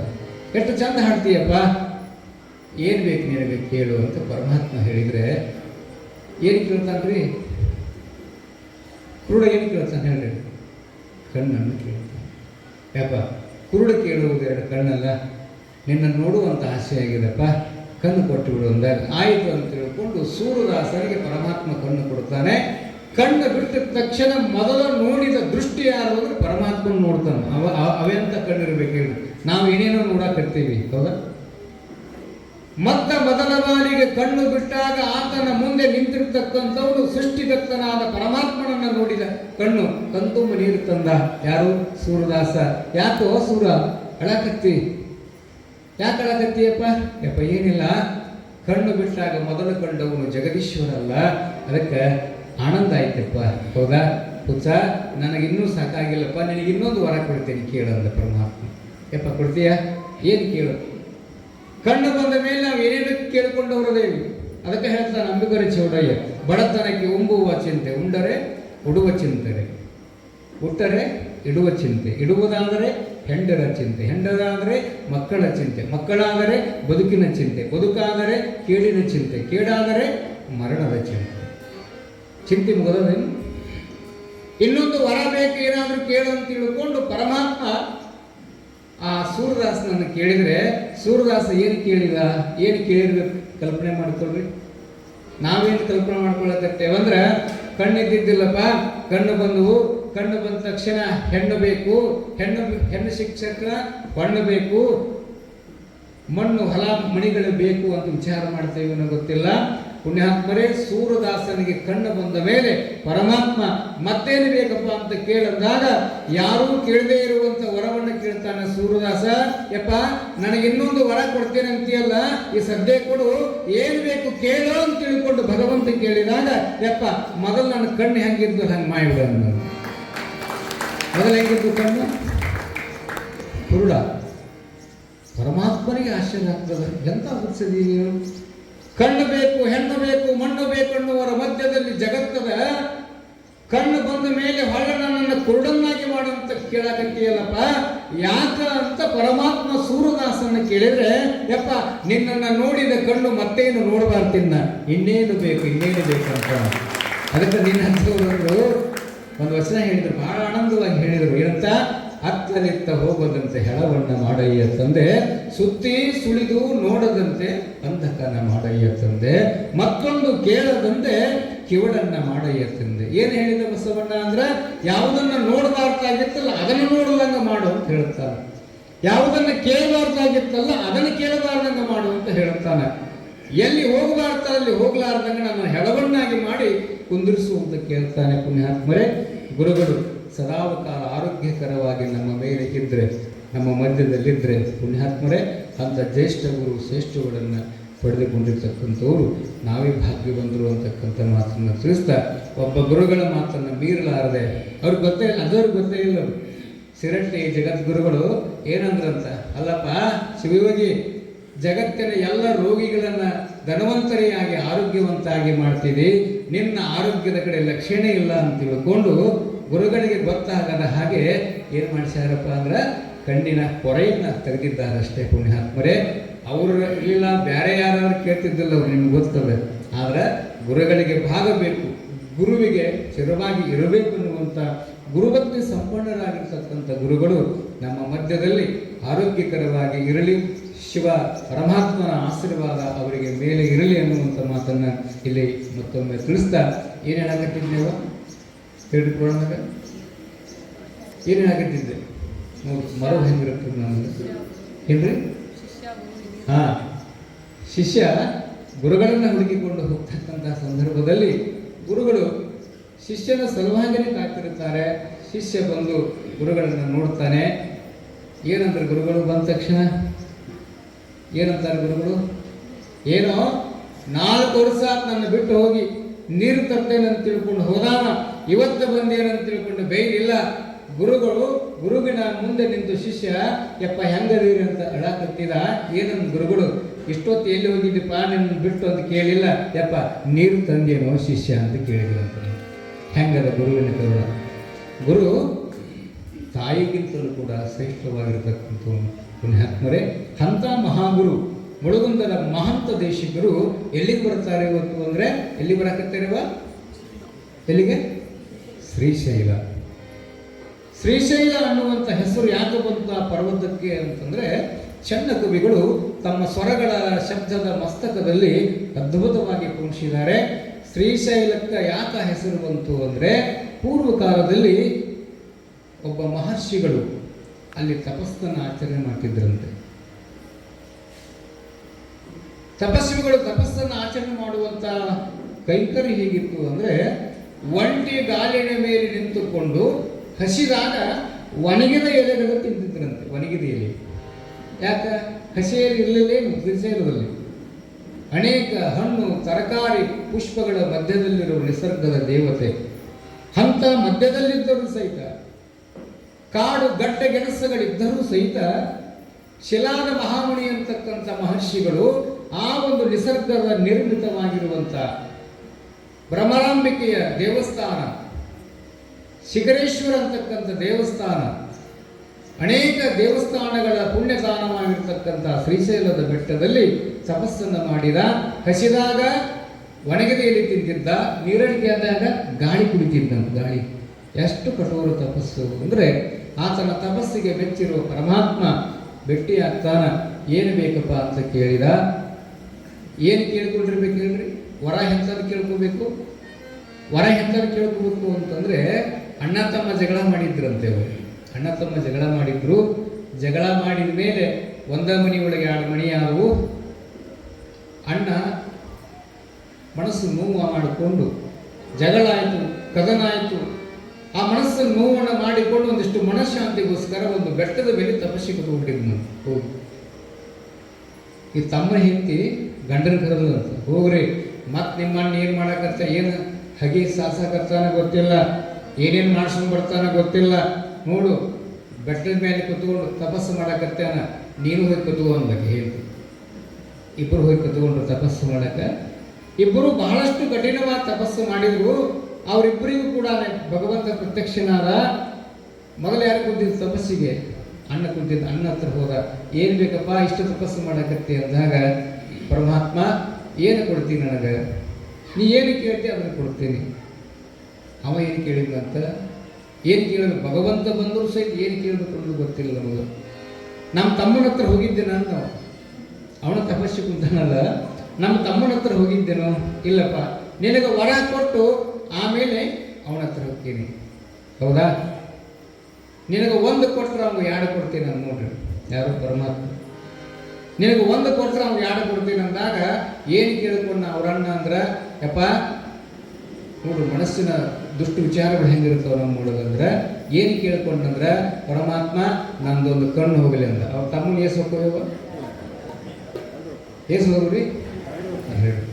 ಮತ್ತು ಭಗವಂತನು ಬಂದಾಗ ನಾವು ಇದನ್ನ ಕೇಳಕತ್ತೇವೆ. ಇನ್ನು ಯಾರ ಹತ್ರ ಏನು ಕೇಳೋರು ಹೇಳಿ? ಯಾರು ಬಂದಾರ ನಮ್ಮ ಮುಂದೆ?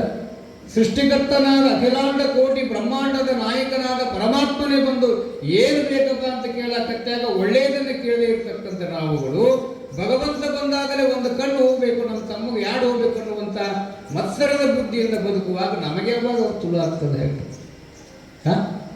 ಇಲ್ಲಿ ಶಿಲಾದ ಮಹಾಮುನಿಗಳು ತಪಸ್ಸು ಮಾಡಿದ ಒಂದು ಪ್ರಯುಕ್ತವಾಗಿ ಭಗವಂತ ಬಂದು ಕೇಳ್ತಾರೆ, ಏನು ಬೇಕಪ್ಪ ನಿನಗಂತ ಕೇಳಿದ್ನಂತೆ. ಎಲ್ಲಿದ್ರು? ಶ್ರೀಶೈಲದಲ್ಲಿ.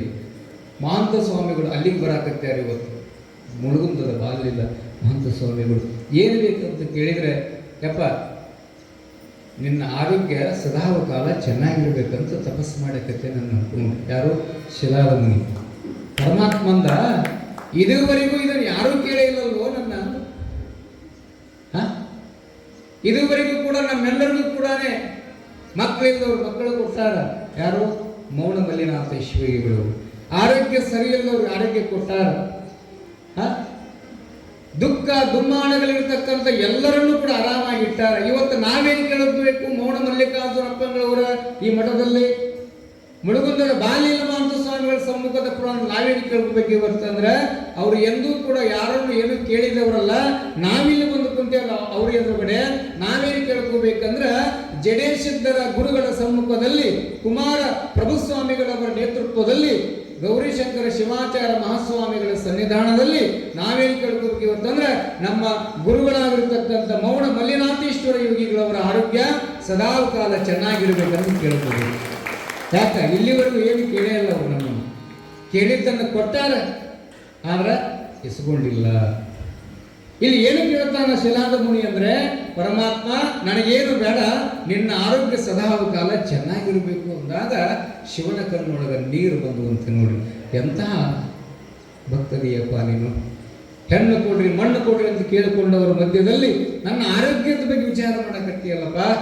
ಆಯ್ತು, ಆದರೂ ನಿನಗೆ ಬಂದೇನಂದ್ರೆ ಒಂದು ವರ ಕೊಡ್ತೀನಿ, ಏನು ಕೇಳು ಅಂದಾಗ ಶಿಲಾದ ಮುನಿ ಏನು ಕೇಳ್ತಾನೆ ಯವ್ವ ಇವತ್ತಂದ್ರೆ, ಯಪ್ಪ ನನಗೆ ಆದ ಗಂಡು ಮಕ್ಕಳಾಗಬೇಕು, ಆದ ಮೇಲೆ ಅವರು ಸದಾಕಾಲ ನಿನ್ನ ಸ್ಮರಣೆಯಲ್ಲಿ ಇರಬೇಕು ಅಂದರು. ಯಾರು? ಶಿಲಾದ ಮುನಿ. ನೋಡ್ರಿ, ಡಾಕ್ಟರ್ ಆಗ್ಬೇಕು, ಇಂಜಿನಿಯರ್ ಆಗ್ಬೇಕಂತ ಬೇಡಿಕೊಂಡವರು ನಾವು. ಮಕ್ಕಳಾದ್ಮೇಲೆ ಮೊದಲು ಮಕ್ಕಳಾಗ್ಬೇಕಂತೀವಿ, ಆದ್ಮೇಲೆ ಡಾಕ್ಟರ್ ಆಗ್ಬೇಕು, ಇಂಜಿನಿಯರ್ ಆಗ್ಬೇಕಂತೀವಿ. ಇಲ್ಲಿ ಶಿಲಾದ ಮುನಿಗಳು ಏನು ಕೇಳ್ತಾರಂದ್ರೆ, ಯಪ್ಪ ನನಗೆ 2 ಗಂಡು ಮಕ್ಕಳಾಗಬೇಕು, ಆ 2 ಗಂಡು ಮಕ್ಕಳು ಸದಾಕಾಲ ನಿನ್ನ ಸ್ಮರಣೆಯಲ್ಲಿ ಇರಬೇಕು, ನಿನ್ನ ಸ್ಮರಣೆಯನ್ನು ಬಿಟ್ಟ ದಿನವೇ ಅವರು ನನ್ನಿಂದಲೇ ಸಂಹಾರ ಆಗ್ಬೇಕಂತ ಅಂತ ವರ ಕೇಳ್ಕೊತಾನೆ. ಶಿವ ನಗುತ್ತಾ ವರವನ್ನು ಕೊಟ್ಟ. 2 ಗಂಡು ಮಕ್ಕಳಾದವು, ಹೆಸರಿಟ್ಟ. ಹಿರಿಯವನಿಗೆ ನಂದಿ ಅಂತಿಟ್ಟ, ಎರಡನೇದವಂಗ ಪರ್ವತ ಅಂತಿಟ್ಟ. ಹೆಸರು ಹೆಂಗದ ನೋಡ್ರಿ. 1ನೇ ಮಗನಿಗೆ ನಂದಿ ಅಂತ ಇಡ್ತಾನ, 2ನೇ ಮಗನಿಗೆ ಪರ್ವತ ಅಂತ ಇಡ್ತಾನ. ಅವರು ಕೂಡ ತಂದೆಯಿಂದನೇ ತಪಸ್ಸು ಮಾಡಿದ್ರು, ಶಿವನನ್ನ ಒಲಿಸಿಕೊಂಡ್ರು. ಶಿವನ ಬಂದು ಕೇಳ್ತಾನ ನಂದಿಯನ್ನ, ನಿನಗೇನು ವರ ಬೇಕಪ್ಪ? ನಿಮ್ಮ ತಂದೆನೂ ಇಷ್ಟೇ ಕಠೋರವಾದ ತಪಸ್ಸು ಮಾಡಿ ನಿನ್ನ ಪಡ್ಕೊಂಡಿದ್ದಾರ, ನಿನಗೇನು ವರ ಬೇಕಂತ ನಂದಿಯನ್ನು ಕೇಳಿದ್ರೆ, ನಂದಿ ಕೇಳಿದಂತ, ಯಪ್ಪ ಸದಾಕಾಲ ನಿನ್ನನ್ನು ಹೊತ್ತುಕೊಂಡು ತಿರುಗಾಡುವಂತ ಸೇವೆ ನನಗಿರಲಿ ಅನ್ನಂತ ನಂದಿ. ಅದಕ್ಕೆ ಇಲ್ಲಿ ಬಂದ ಅನ್ಬೇಕು ನಂದಿ. ಹೌದಾ? ಹೌದು, ತಥಾಸ್ತು ಅಂದ. ಪರ್ವತ ಹೆಸರೆಂಗದ ನೋಡ್ರಿ. ಪರ್ವತ ಅವನ ಕೇಳಿದಂತ ಪರಮಾತ್ಮ, ನಿನಗೇನು ಬೇಕಪ್ಪ ಅಂದ್ರೆ, ಯಪ್ಪ ನೀನು ಸದಾಕಾಲ ನನ್ನೊಳಗೆ ಬಂದು ನೀನು ನೆಲೆಸಬೇಕು, ಪರ್ವತ ಮಲ್ಲಯ್ಯನಾಗಬೇಕು, ಪರ್ವತ ಮಲ್ಲಯ್ಯನಾಗಿ ನನ್ನಲ್ಲಿ ನೆಲೆಸಬೇಕು, ನಿತ್ಯದಲ್ಲಿ ಪೂಜೆಗೊಳ್ಳಬೇಕು ಅಂತ ತಿಳ್ಕೊಂಡು ಬೇಡಿಕೊಂಡಾಗ ಶಿವ ತಥಾಸ್ತು ಅಂದ. ಅದೇ ಮುಂದೆ ಮಹಾನಂದಿ ಆಗ್ತದೆ. ಪರ್ವತದ ಮಲ್ಲಯ್ಯನಾಗಿ ಆ ಪರ್ವತದ ಮೇಲೆ ವಾಸ ಮಾಡಲಿಕ್ಕೆ ಪ್ರಾರಂಭ ಮಾಡುತ್ತಾನೆ. ಅಲ್ಲಿ ಕಾಂತಿ ವಿರಾಜುನ ಅಂತಕ್ಕಂಥ ಒಬ್ಬ ಋಷಿಗಳು ದಿನಾಲು ಆ ಮಲ್ಲಿನಾಥನ ಮೂರ್ತಿಯನ್ನ ಪೂಜೆ ಮಾಡ್ತಿದ್ದ. ಯಾವ ಹೂ ತಗೊಂಡು ಪೂಜೆ ಮಾಡ್ತಿದ್ದ ಅಂದ್ರೆ, ಮಲ್ಲಿಕಾ ಪುಷ್ಪ ಅಂತ ಐತಂತ ಈ ಭೂಮಿ ಮೇಲೆ. ಮಲ್ಲಿಕಾ ಪುಷ್ಪವನ್ನು ತೆಗೆದುಕೊಂಡು ಬಂದು ಆ ಪರ್ವತ ಮಲ್ಲಯ್ಯನನ್ನ ಪೂಜೆ ಮಾಡತಕ್ಕಂಥ ವ್ಯವಸ್ಥೆ ಹೊಂದಿದ್ದರಿಂದ ಮಲ್ಲಿಕಾ ಹೂವನ್ನು ತಂದು ಪೂಜೆ ಮಾಡೋದ್ರಿಂದ ಮಲ್ಲಿಕಾರ್ಜುನ ಅಂತ ಹೆಸರು ಬರುತ್ತದೆ ಆ ಒಂದು ಶಿವನಿಗೆ. ಶ್ರೀಶೈಲ ಅಂದ್ರೆ ಏನ್ರಿ? ಶ್ರೀ ಅಂದ್ರ ಸಂಪತ್ತು, ಶೈಲ ಅಂದ್ರ ಬೆಟ್ಟ ಅಂತ. ಸಂಪತ್ತಿನಿಂದ ತುಂಬಿರುವ ಬೆಟ್ಟವೇ ಶ್ರೀಶೈಲ. ಆ ಶ್ರೀಶೈಲ ಶಿಖರಂ ದೃಷ್ಟ ಅಂತ ಬರೀತಾರೆ. ಯಾರು ಆ ಶಿಖರವನ್ನು ನೋಡ್ತಾರಲ್ಲ ಅವರಿಗೆ ಪುನರ್ಜನ್ಮ ಇಲ್ಲ ಅಂತ, ಅಂದ್ರೆ ಮೋಕ್ಷ ಆಗಿರುತ್ತದಂತೆ ಪುಣ್ಯಾತ್ಮರೇ.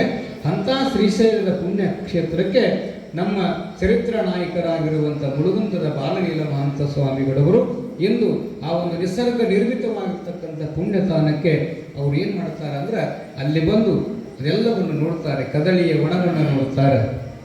ಹೇಮಳ್ಳಿ ಮಲ್ಲಮ್ಮನ ಆಕಳವನ್ನು ಕಾದಿರುವಂತಹ ಹೆಜ್ಜೆಗಳು ಮುಡಿಯುವಂತ ಇಂದು ಅಲ್ಲೇ ಮಲ್ಲಮ್ಮ ಆಕಳ ಕಾಯ್ತಿದ್ಲು. ಎಲ್ಲಿ? ಅಲ್ಲೇ ಶ್ರೀಶೈಲ ಹತ್ರ ಸಿದ್ದಾಪುರ.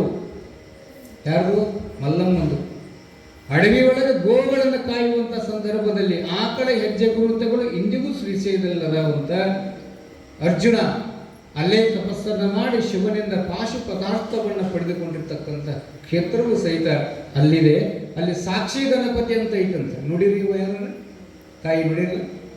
ಸಾಕ್ಷಿ ಗಣಪತಿಯನ್ನು ಯಾಕೆ ಪ್ರತಿಷ್ಠಾಪನೆ ಮಾಡಿದ್ರು ಅಂದ್ರೆ, ಈ ಪುಣ್ಯ ಕ್ಷೇತ್ರಕ್ಕೆ ಯಾರು ಬರ್ತಾರಲ್ಲ ಅವ್ರನ್ನ ನೋಡ್ಕೊಂತಾನಂತ. ಯಾರು? ಸಾಕ್ಷಿ ಗಣಪತಿ ಅಂತ ಅಲ್ಲೊಂದು ಮೂರ್ತಿಯನ್ನ ಪ್ರತಿಷ್ಠಾಪನೆ ಮಾಡ್ಯಾರ. ಅಂದ್ರೆ ಆ ಕ್ಷೇತ್ರಕ್ಕೆ ಸಾಕ್ಷಿ ಅಂದ್ರೆ ಏನು ಅಂದ್ರೆ, ನೀನು ಹೋಗಿ ದರ್ಶನ ಮಾಡಿಕೊಂಡು ಎಲ್ಲೋ ಅನ್ನೋದನ್ನ ಮೊದಲಿಗೆ ನೋಡ್ತಕ್ಕಂಥವ್ನು ಯಾರು ಅಂದ್ರೆ ಗಣಪತಿ.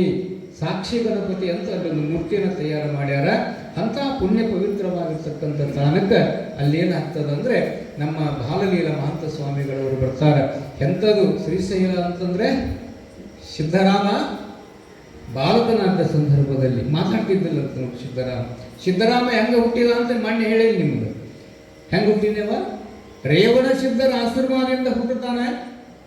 ವಯಸ್ಸಾದ ತಂದೆ ತಾಯಿಗಳಿಗೆ ಮಕ್ಕಳೇ ಇಲ್ಲ ಅಂತ ಖಚಿತಪಡಿಸಿಕೊಂಡಿದ್ರು. ಆದ್ರೆ ಜಗದ್ಗುರು ರೇವಣ ಸಿದ್ಧರ ಆಶೀರ್ವಾದದಿಂದ ಸಿದ್ಧರಾಮ ಹುಟ್ಟುತ್ತಾನೆ. ಆತ ಮಾತಾಡುತ್ತಿದ್ದಿಲ್ಲ ಅಂತ ಮೂಕಾಯಿ ಹುಟ್ಟಿದ್ನಂತ. ಎಂಥ ಮಗ ಹುಟ್ಟಿಬಿಟ್ರಪ್ಪ ನಮಗ.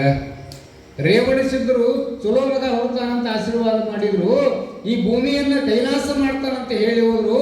ಆದ್ರೆ ನನ್ನ ಮಗ ದಡ್ಡ ಹುಟ್ಟಿಬಿಟ್ಟ, ಶತದಡ್ಡ ಹುಟ್ಟಿಬಿಟ್ಟ ಅಂತ ತಿಳ್ಕೊಂಡು, ಮೂಕ ಹುಟ್ಕೊಂಡ ಅಂತ ತಿಳ್ಕೊಂಡು ತಂದೆ ತಾಯಿಗಳು ಆಕಳ ಮೆಸ ಕಳಿಸಿದ್ರು ಅಂತ ನೋಡಿ. ರೊಟ್ಟಿ ಕಟ್ಕೊಂಡು ಬರ್ತಿದ್ದ ಸಿದ್ದರಾಮನ ನೋಡ್ಲಿಕ್ಕೆ ಯಾರು ಬರ್ತಾರ ಅಂದ್ರೆ ಯವ್ವ ಪರಮಾತ್ಮ ಬರ್ತಾನ ಅಡವಿ ಒಳಗೆ. ಎಂಥ ಮುಗ್ಧ ಭಕ್ತಿ ಇತ್ತು ಅವಂಗ ಅಂತಂದ್ರೆ ಜಗತ್ತು ಮೂಕ ಅಂತ ಕರೆಯಕತ್ತಿದ್ರು ಅವನ ಸೊಲ್ಲಾಪುರದಲ್ಲಿ ಇದ್ದಾಗ. ಎಂಥ ಮಗ ಹುಟ್ಟ್ಯಾನ ನೋಡಂತಿರುವ ಅಣುಕ ಮಾಡಕತ್ತಿದ್ರು. ಅಂಥವನಿಂದಲೇ ಮೊಸರು ಅನ್ನವನ್ನ ಉಂಡಿರ್ತಕ್ಕಂಥವನು ಯಾರು? ಮಲ್ಲಿಕಾರ್ಜುನ. ಅಂಥವನಿಂದಲೇ ಅಂಬಲಿಯನ್ನ ಅಪೇಕ್ಷೆ ಮಾಡಿದವನು ಯಾರು? ಮಲ್ಲಿಕಾರ್ಜುನ. ದನ ಕಾಯಕತ್ತಿದ್ದ, ಯಪ್ಪ ಹಸಿವಾಗದು ನನಗೆ ಒಂದಿಷ್ಟು ಅಂಬಲಿ ತಂದು ಕೊಡ್ತೀನೋ ಅಂತಂದ್ರೆ, ಯಪ್ಪ ನಿನ್ನ ಹೆಸರು ಏನು ಅಂತ ಕೇಳಿದ. ನನ್ನ ಹೆಸರು ಮಲ್ಲಯ್ಯ ಅಂತ. ಹೌದಾ, ಎಲ್ಲಿರ್ತೀಯಪ್ಪ ನೀನು? ಯಾರು ಕೂಡ ಮಾತಾಡಿದ್ದಿಲ್ಲ ಅಂತ ನೋಡ್ರಿ. ಯಾರು? ಸಿದ್ದರಾಮ. ಯಾರು ಕೂಡ ಮಾತಾಡದೇ ಇರ್ತಕ್ಕಂಥ ಸಿದ್ದರಾಮ ಆ ಮಲ್ಲಯ್ಯ ಅಂತಕ್ಕಂಥ ಶಿವನೊಂದಿಗೆ ಮಾತಾಡ್ತಾನ. ಯಪ್ಪ ಏನು ಬೇಕು? ನನಗೆ ಅನ್ನ ಮೊಸರು ಬೇಕು ಅಥವಾ ಅಂಬಲಿ ತಗೊಂಡು ಬಾ ಅಂದ. ಇಲ್ಲೇ ಇರ್ತೀಯ? ನಿನ್ನ ಊರು ಯಾವುದು? ನಂದು ಶ್ರೀಶೈಲ ಅಂತ ಹೇಳಿದವ. ಯಪ್ಪ ಇಲ್ಲೇ ಇರು, ನಾನು ಮನೆಗೆ ಹೋಗಿ ತರ್ತೇನೆ ಅಂತ ಆಕಳ ಹೊಡ್ಕೊಂಡು ಅವ್ನ ಗೆಳೆಯರು ಹೋದ್ರು. ಕರೆ ಹೊತ್ತಾಯ್ತು, ಬರಲಿಲ್ಲ. ತಾಯಿ ಯಾಕೆ ಬರಲಿಲ್ಲ ಸಿದ್ದರಾಮ ಅಂತ ಕಾಯಕತ್ತಿಲ್ಲು. ಓಡಿ ಮನೆ ಬರ್ತಾನ. ಯವ್ವ ಅಂತ ಬಂದ. ಹುಟ್ಟಿದಾಗಿನಿಂದ 8 ವರ್ಷದವರೆಗೂ ಮಾತನಾಡದೇ ಇರತಕ್ಕಂಥ ಸಿದ್ದರಾಮನ ಬಾಯಲ್ಲಿ ಬಂದ ಶಬ್ದ ಕೇಳಿ ಅವ್ರಿಗಿಷ್ಟು ಖುಷಿ ಆಯ್ತು. ಯಪ್ಪ ಲೋಕದ ಜನಗಳು ನಿನಗೆ ಮೂಕ ಅಂತಿದ್ರು, ಮಾತಾಡಕತ್ತೀಯಲ್ಲಪ್ಪ, ಬಹಳ ಖುಷಿ ಆಯ್ತು. ಏನ್ ಬೇಕು? ಯವ್ವ ಅಲ್ಲೊಬ್ಬರು ಸ್ವಾಮಿಗಳು ಬಂದಾರ, ಅವ್ರಿಗೆ ಅಂಬಲಿ ಬೇಕಂತ ಅಥವಾ ಅನ್ನ ಮೊಸರು ಬೇಕಂತಂದಾಗ ಆ ಪುಣ್ಯಾತ್ಮನಿಂದ ನನ್ನ ಮಗನಿಗೆ ಬಾಯಿ ಬಂದೈತಲ್ಲ ಅಂತ ಅವಸರ ಮಾಡಿ ಅಂಬಲಿ ಮಾಡಿ ಕೊಡ್ತಾಳ. ಯವ್ವ ಅಂಬಲಿ ತಗೊಂಡು ಓಡಿ ಓಡಿ ಓಡಿ ಬರ್ತಾನ. ಅಲ್ಲಿ ನನ್ನ ಮಲ್ಲಯ್ಯ ಹೋಗ್ಬಿಟ್ಟಿದ್ರು. ಮಲ್ಲಯ್ಯನನ್ನು ಕಾಣದೇ ಇರುವಂತ ಸಿದ್ದರಾಮ ನಾಡು ಬೆಟ್ಟ ಹಳ್ಳಿ ಪಟ್ಟಣಗಳನ್ನು ಸುತ್ತಾಡ್ತಾ ಬರ್ತಾನೆ. ಕೈಯಾಗ ಅಂಬಲಿ ಹಿಡ್ಕೊಂಡಾನ. ಮಲ್ಲಯ್ಯ ಎಲ್ಲಿದ್ದೀವಿ?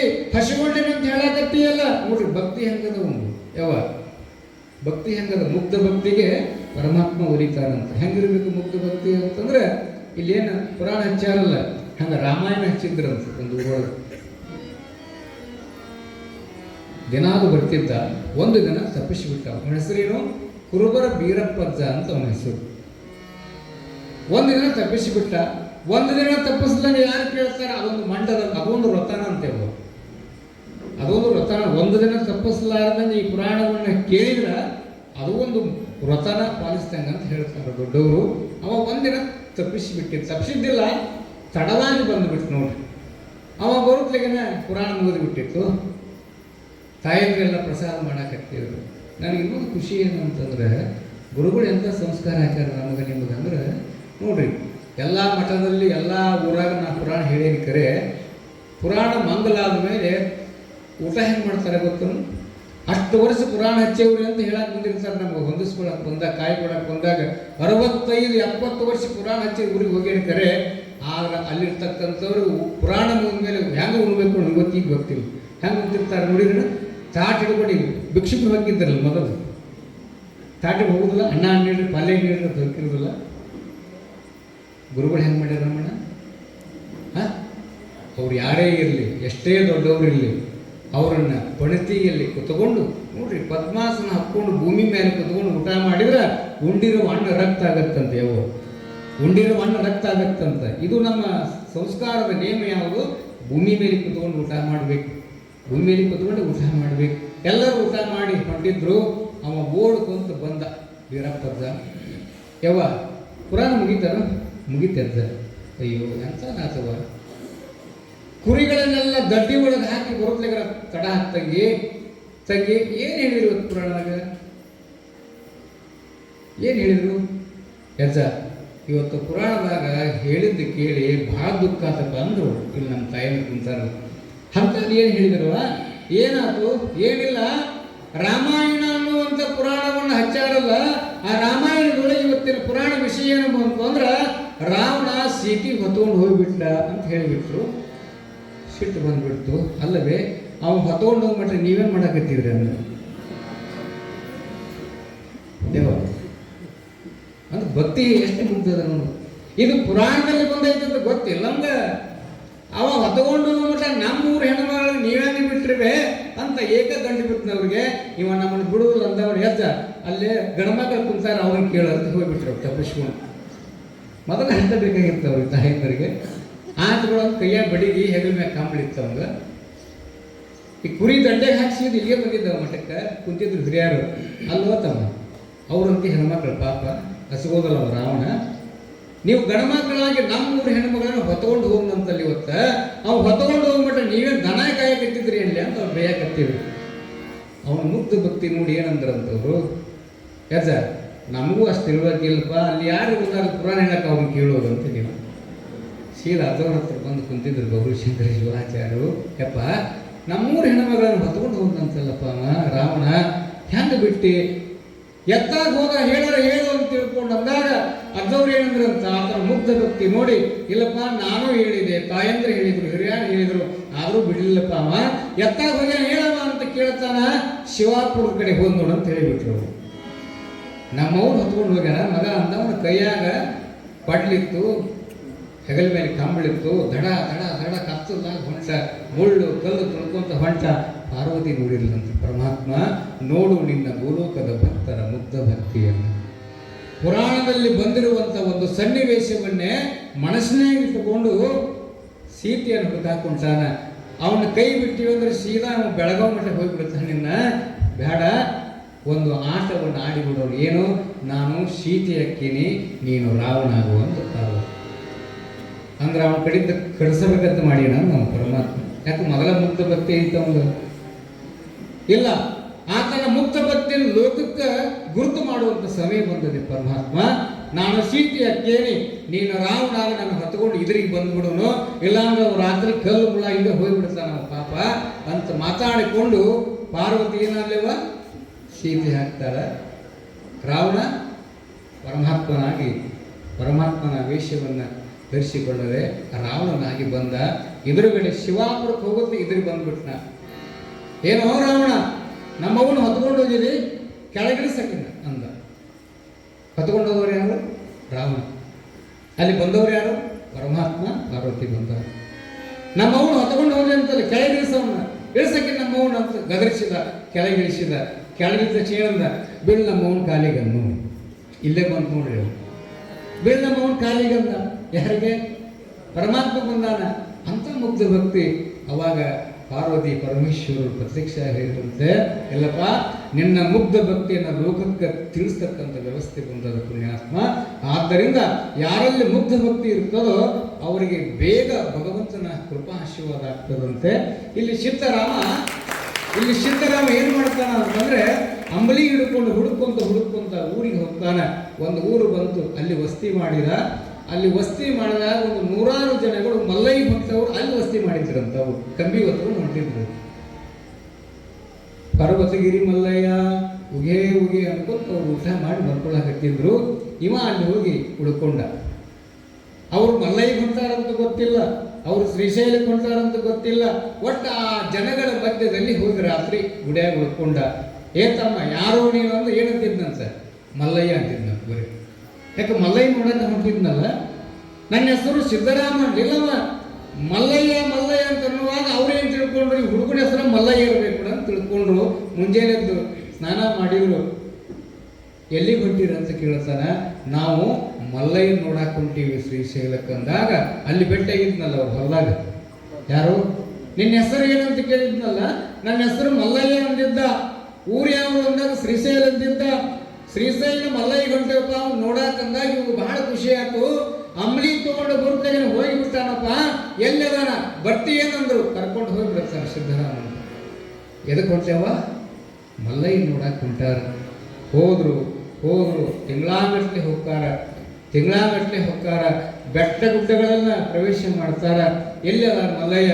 ಅಲ್ಲಿ ನೋಡು ಶಿಖರ ಕಾಣಕತ್ತದಲ್ಲ, ಅದೇ ಮಲ್ಲಯ್ಯನ ಗುಡಿ. ಪಾತಾಳ ಗಂಗೆಯಲ್ಲಿ ಸ್ನಾನ ಮಾಡೋನಪ್ಪ ಮಲ್ಲಯ್ಯ. ಅವ್ನು ಹೇಳಕತ್ತಾರ ಕರ್ಕೊಂಡು ಹೋಗೋರು. ಪಾತಾಳ ಗಂಗೆ ಅಂತದ, ಅಲ್ಲಿ ಸ್ನಾನ ಮಾಡೋನು, ಸಾಕ್ಷಿ ಗಣಪತಿಯನ್ನು ನೋಡೋನು, ಶಿಖರೇಶ್ವರ ಅಂತಕ್ಕಂಥದನ್ನ ಪ್ರವೇಶ ಮಾಡೋನು, ಕೈಲಾಸದ ಹೆಬ್ಬಾಗಿಲಂತ ಬರ್ತದೆ ಶ್ರೀಶೈಲದಲ್ಲಿ, ಅದನ್ನು ದಾಟಿ ಹೋಗೋಣ ಅಂತ ತಿಳ್ಕೊಂಡು ಕರ್ಕೊಂಡು ಹೋಗಿ ಮುಟ್ಟಿ ದರ್ಶನ ಆಗ್ತದೆ. ಸಾಲು ಹಿಡಿದು ಹೊಂಟಿದ್ರು. ಒಳಗಡೆ ಪೂಜಾರಿ ಏನು ಮಾಡಾಕತ್ತಿದ್ನಂದ್ರೆ ಅಲಂಕಾರ ಮಾಡ್ಬೇಕಾದ್ರೆ ಅರಿವಿ ಬಿಟ್ಟಿರ್ತಾರೆ ನೋಡ್ರಿ, ಅರಿವಿ ಬಿಟ್ಟಿದ್ರು. ಎಲ್ಲದ ಅಂತ ಕೇಳಿ ಒಳಗದ ಮಲ್ಲಯ್ಯ ಇವ್ರಂದ್ರು, ಓಹೋ ಒಳಗಿರ್ಬೇಕು ನಮ್ಮ ಮಲ್ಲಯ್ಯ.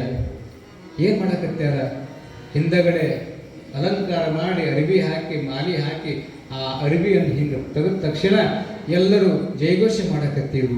ಶಿವ ಸಾಂಬ ಜೈ ನಮ ಪಾರ್ವತೇಶ್ವರ ಮಹಾದೇವ್, ಪರ್ವತ ಮಲ್ಲಯ್ಯ ಮಹಾರಾಜಕ್ಕೆ ಜಯಘೋಷ ಮಾಡಕತ್ತಿದ್ರು. ಎಲ್ಲರೂ ಮುಟ್ಟಿ ದರ್ಶನ ಆಗ್ಬೇಕಲ್ರಿ. ಮುಟ್ಟಿ ದರ್ಶನ ಮಾಡೋ ಮುಂದೆ ಅವ್ನು ಹೇಳಿದ ಸಿದ್ಧರಾಮ ಕರ್ಕೊಂಡು ಬಂದ, ಏತಮ್ಮ ಇವನ ಮಲ್ಲಯ್ಯ ಮುಟ್ಟಿ ನಮಸ್ಕಾರ ಮಾಡು. ಇವ ಮಲ್ಲಯ್ಯ ನನಗೆ ಭೇಟಿಯಾದ ಇವ ಅಲ್ಲ ಅಂದ. ಮುಗ್ಧ ಭಕ್ತಿ ಅದು. ನನಗೆ ಭೇಟಿಯಾದ ಇವ ಅಲ್ಲ, ನನ್ನ ಜೊತೆ ಮಾತಾಡ್ಯಾನ. ಲಿಂಗ ನನಗೆ ಭೇಟಿಯಾಗಿಲ್ಲ, ಮಾತನಾಡುವ ಮಲ್ಲಯ್ಯನೇ ನನಗೆ ಭೇಟಿಯಾಗ್ಯಾನ. ಇಲ್ಲೋ ಇಡೀ ಜಗತ್ತಿನ ಜನಗಳು ಇವನನ್ನು ನೋಡಾಕ ಯುಗಾದಿಗೊಂದು ಬರ್ತಾರ, ಶಿವರಾತ್ರಿಗೊಂದು ಬರ್ತಾರೋ ಹುಚ್ಚ, ಇವನ ನಮಸ್ಕಾರ ಮಾಡು, ಮುಟ್ಟಿ ನಮಸ್ಕಾರ ಮಾಡಂದ್ರ ನಾ ಈ ಕಲ್ಲು ಮುಟ್ಟುವಲ್ಲ ಅವನು. ಯಾರು? ಸಿದ್ಧರಾಮ. ನೋಡ್ರಿ ಭಕ್ತಿ ಹೆಂಗದ. ನನಗೆ ಭೇಟಿಯಾದ ಹಿಂಗಿರ್ಲಿಲ್ಲ, ನನ್ನ ಜೊತೆ ಮಾತಾಡ್ಕೊಂಡು ನಮ್ಮ ಮೌನ ಜೊತೆ ಅಮೃತಗೊಂಡು ಅಂತ ಕಳಿಸ್ತೇ ಅವನ್ನ ತೋರ್ಸಂದ್ರೆ ಕಲ್ಲು ತೋರ್ಸಾಕತ್ತಿರಲ್ಲ. ಸಿಟ್ಟಿಗೆ ಎದ್ದು ಹೊರಗೆ ಬಂದು ಏನು ಮಾಡುತ್ತಾನಂದ್ರೆ ಮಲ್ಲಯ್ಯ ಮಲ್ಲಯ್ಯ ಅಂತ ಇಡೀ ಸುಟ್ಟಿಗೆ ಕೇಳುವಂಗ ಪ್ರತಿಧ್ವನಿಯಾಗುವಂಗ ಕೂಗ್ತಾನ. ಬರಲಿಲ್ಲ ಹೋಗಿಲ್ಲ. ನಿನ್ನ ನೋಡ್ಲಾರ್ದ ನಾನು ಇಲ್ಲಿ ಹೋಗುದು ಬೇಡ ಅಂದವನ ಕೊಳ್ಳಿತ್ತಲ್ಲಿ ದೊಡ್ಡ ಕೊಳ್ಳ ಬಿದ್ದು ಬಿಟ್ರೆ ಏನೇನು ಸಿಗುವುದಿಲ್ಲ. ಅಂಥ ಕೊಳ್ಳದಲ್ಲಿ ಮಲ್ಲಯ್ಯನ ಸ್ಮರಣೆ ಮಾಡಿಕೊಂಡು ಇನ್ನು ಅವನು ನೋಡದೇ ಇರ್ತಕ್ಕಂಥ ಈ ಶರೀರ ಬೇಡ ಅಂತ ತಿಳ್ಕೊಂಡು ಆ ಕೊಳ್ಳದಲ್ಲಿ ಹಾರಿ ಬಿಡ್ತಾನ. ಹಾರಿದಾಗ ಬಂದು ಹಿಡಿದವ್ರು ಯಾರು? ಪರಮಾತ್ಮನಿಗೆ ಬಂದು. ಅದಕ್ಕೆ ಇವತ್ತಿಗೂ ಶ್ರೀಶೈಲದಲ್ಲಿ ಸಿದ್ಧರಾಮನ ಕೊಳ್ಳ ಅಂತದೆ ಐತಿಲ್ಲ. ಸಿದ್ಧರಾಮ ಶಿವಯೋಗಿ ಯಾಕ ಅಂದ್ರೆ ಮಲ್ಲಿಕಾರ್ಜುನ ನಾವು ಕಲ್ಲಿಂದ ನೋಡಿದವರು ದೇವಿ, ಮಣ್ಣಿನಲ್ಲಿ ನೋಡಿದವರು ದೇವಿ. ಆದರೆ ಮುಗ್ಧ ಭಕ್ತಿಗೆ ಬರತಕ್ಕಂಥ ಸಿದ್ಧರಾಮನ ಭಕ್ತಿಗೆ ಪರಮಾತ್ಮನಿಗೆ ಬಂದು ಏನು ಮಾಡ್ತಾನ ಅಂತಂದ್ರೆ ಆತನನ್ನ ಬೀಳುವಂತ ಸಿದ್ಧರಾಮನನ್ನ ಕೈಯಲ್ಲಿ ಹಿಡ್ಕೊಂಡು ಪೋಷಣೆ ಮಾಡ್ತಾನೆ. ಯಪ್ಪ ನೀನು ನಾನು ಕೂಡ ಬರ್ಬೇಕಂದ. ಎಲ್ಲಿಗೆ? ಯಾವುದೋ ಒಂದು ಸಿದ್ದರಾಮಂದು ಸೊಲ್ಲಾಪುರ. ನೀನು ನನ್ನ ಕೂಡ ಬರಬೇಕು ಅಂತ ಹಠ ಮಾಡ್ತಾನ. ಅವಾಗ ಸಿದ್ದರಾಮನಿಗೆ ಹೇಳ್ತಾನೆ, ಮಲ್ಲಯ್ಯ ನೀನು ಎಲ್ಲಿ ಇರ್ತೀಯಲ್ಲಪ್ಪ, ನಾನು ಅಲ್ಲೇ ಇರ್ತೀನಿ. ನೀನು ನೆನೆಸಿಕೊಂಡಾಗ ನಿನ್ನ ಮನಸ್ಸಿನಲ್ಲಿ ಇರ್ತೀನೋ, ಹೋಗು ಅಂದಾಗ ಹೋಗುವುದಿಲ್ಲವ. ಹಠ ಮಾಡಿ ಅಲ್ಲೇ ಕೂತ್ಕೊಂಡ. ಅವ್ರ ಅಂತಮ್ಮರು ಬಂದ್ರಂತ ಸೊಲ್ಲಾಪುರದಾಗಿಂದ ಶ್ರೀಶೈಲಕ್ಕೆ ಬಂದು ಕುದುರೆ ತಗೊಂಡು ಕರ್ಕೊಂಡು ಹೋಗಿ ಮಣಿ ಕರ್ಕೊಂಡು ಹೋಗ್ತಾರ. ತಾಯಿ ತಂದೆ ಹೇಳಿದಂತೆ, ಯವ್ವ ನಾನು ಮಲ್ಲಯ್ಯನ ಗುಡಿಯನ್ನು ಕಟ್ಟಿಸ್ಬೇಕಂತ ಮಾಡೇನಿ, ಕೆರೆಯನ್ನು ಕಟ್ಟಿಸ್ಬೇಕಂತ ಮಾಡೇನಿ, ಹಕ್ಕಿ ಪಕ್ಷಿಗಳಿಗೆ ನೀರು ಹಾಕ್ಬೇಕಂತ ಮಾಡೇನಂದಾಗ ಯಪ್ಪ ಒಳ್ಳೆ ವಿಚಾರ ಮಾಡಿ ಅಂತ ತಿಳ್ಕೊಂಡು ಆಗಿನ ಕಾಲದಲ್ಲಿ ಶ್ರೀಶೈಲ ಮಲ್ಲಯ್ಯನನ್ನು ಸೊಲ್ಲಾಪುರಕ್ಕೆ ಕರ್ಕೊಂಡು ಬಂದಿರ್ತಕ್ಕಂಥವನು ಯಾರು ಅಂದರೆ ಸೊಲ್ಲಾಪುರದ ಸಿದ್ಧರಾಮ. ಕೆರೆಯನ್ನು ಕಟ್ಟಿಸಿದ, ಹಕ್ಕಿ ಪಕ್ಷಿಗಳ ನೀರನ್ನು ಹಾಕಿದ, ಚನ್ನ ಬಸವಣ್ಣನಿಂದ ಲಿಂಗ ದೀಕ್ಷೆಯನ್ನು ಪಡೆದುಕೊಂಡು ಕರ್ಮಯೋಗಿಯಾಗಿರುವ ಸಿದ್ಧರಾಮ ಯಾವುದಕ್ಕೆ ಪ್ರಸಿದ್ಧನಾದ ಅಂದರೆ ಮಲ್ಲಯ್ಯನ ಪುಣ್ಯ ಸ್ಥಾನಕ್ಕೆ ಹೋಗಿದ್ದರಿಂದ ಸೊಲ್ಲಾಪುರದಲ್ಲಿ ಇವತ್ತು ಜನವರಿ 14ಕ್ಕೆ ಆತನ ಸ್ಮರಣೋತ್ಸವ ನಡೀತದೆ. ಪುಣ್ಯಾತ್ಮರೇ, ಅಂಥ ಪುಣ್ಯ ಸ್ಥಾನಕ್ಕೆ ಮುಳುಗುಂದದ ಬಾಲಯ್ಯ ಮಹಂತ ಸ್ವಾಮಿಗಳವರು ಆ ಪುಣ್ಯ ಸ್ಥಾನಕ್ಕೆ ಬರ್ತಾರೆ. ಅಲ್ಲಿ ಕ್ಷೇತ್ರ ದರ್ಶನವನ್ನು ಮಾಡಿಕೊಂಡು ಅಲ್ಲಿರುವಂಥ ಮುನಿಗಳಿಗೆ, ಅಲ್ಲಿ ಸಾಕಷ್ಟು ಜನ ಮುನಿಗಳಿದ್ದರಂತ ತಪೋವನದಲ್ಲಿ. ಆ ತಪೋವನಲ್ಲಿರ್ತಕ್ಕಂಥ ಮುನಿಗಳಿಗೆ ನಾಳಿನ ದಿನ ಅಷ್ಟಾವರಣಗಳನ್ನು, ಪಂಚಾಚಾರಗಳನ್ನು, ಶತಸ್ಥಲಗಳನ್ನು ಅದೇ ಪುಣ್ಯಕ್ಷೇತ್ರದಲ್ಲಿ ಅನುಷ್ಠಾನ ಮೂರ್ತಿಯಾದ ಮಹಂತ ಯೋಗಿಗಳವರು ಅಲ್ಲಿರುವಂಥ ಋಷಿ ಮುನಿಗಳಿಗೆ, ಋಷಿ ಪುಂಗವರಿಗೆ ಶತಸ್ಥಲಗಳ ಬೋಧೆಗಳನ್ನು, 16 ಸ್ಥಳಗಳನ್ನು ವಿಚಾರ ಮಾಡಿ ಅಲ್ಲಿ ಗುರುಗಳ ಸಮ್ಮುಖದಲ್ಲಿ ಎಲ್ಲರೂ ಕೂಡ ಅಷ್ಟಾವರಣ, ಪಂಚಾಚಾರ, ಶತಸ್ಥಲಗಳ ಬೋಧೆಗಳನ್ನು ಗುರು ಮುಖಾಂತರವಾಗಿ ಅವರು ಅರ್ಥೈಸಿಕೊಳ್ಳುತ್ತಾರೆ ಅನ್ನುವಂಥ ಪ್ರಸಂಗ ಬರ್ತದೆ. ಆದ್ದರಿಂದ ಮುಂದೆ ಎಲ್ಲಿಗೆ ಅಲ್ಲೇ ಅದನ್ನು ಹೇಳಿಕೊಂಡು ಎಲ್ಲಿಗೆ ಬರ್ತಾರೆ ಅನ್ನುವಂಥದ್ದನ್ನು ಒಂದು ಗೀತೆಯನ್ನು ಹಾಡಿದ ನಂತರ ಮತ್ತೆ ಪುರಾಣದಲ್ಲಿ ನಾವು ನೀವೆಲ್ಲರೂ ಭಾಗಿಯಾಗೋಣ.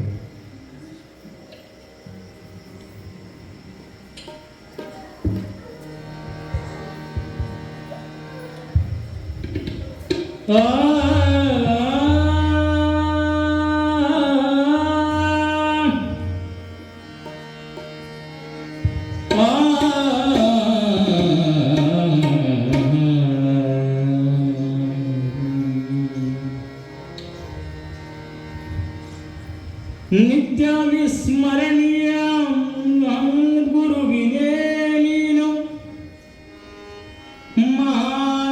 ಯೋಗಿಯಾಗಿ ಜಗಕ್ಕೆ ಬೆಳಕಾದೆ ನೀನು. ಸ್ವಲ್ಲಾಪುರದ ಯೋಗಿ ಸಿದ್ದರಾಮ ಪ್ರಭುವೇ, ಅನವರತ ನಿತ್ಯದಲ್ಲಿ ಮಲ್ಲಿಕಾರ್ಜುನನೆಂದೇ, ಈ ಕಲಿಯುಗದಲ್ಲಿ ಶತಮಾನಗಳಲ್ಲಿ ಮಲ್ಲಿಕಾರ್ಜುನ ಮೌನ ಯೋಗಿ ಗುರುವೇ ನಮೋ ನಮಃ.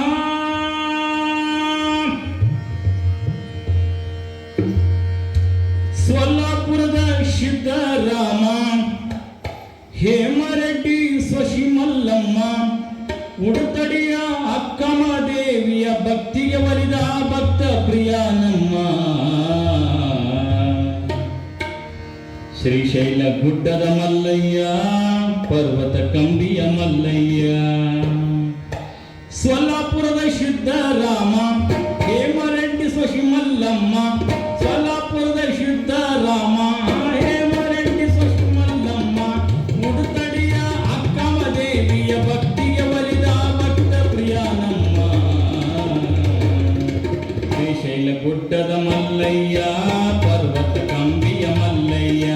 ಶ್ರೀಶೈಲ ಗುಡ್ಡದ ಮಲ್ಲಯ್ಯ, ಪರ್ವತ ಕಂಬಿಯ ಮಲ್ಲಯ್ಯ. ಸೊಲ್ಲಾಪುರದ ಸಿದ್ದರಾಮ, ಹೇಮರೆಡ್ಡಿ ಸ್ವಶಿ ಮಲ್ಲಮ್ಮ, ಸೊಲ್ಲಾಪುರದ ಸಿದ್ದರಾಮ, ಹೇಮರೆಡ್ಡಿ ಸ್ವಶಿ ಮಲ್ಲಮ್ಮ, ಉಡುತಡಿಯ ಅಕ್ಕಮ ದೇವಿಯ ಭಕ್ತಿಗೆ ಬಲಿದ ಭಕ್ತ ಪ್ರಿಯ ನಮ್ಮ. ಸಿದ್ದರಾಮನ ಮಲ್ಲಯ್ಯ, ಸಿದ್ದನ ಕೊಳ್ಳದ ಮಲ್ಲಯ್ಯ. ಸಿದ್ದರಾಮನ ಮಲ್ಲಯ್ಯ, ಸಿದ್ದನ ಕೊಳ್ಳದ ಮಲ್ಲಯ್ಯ.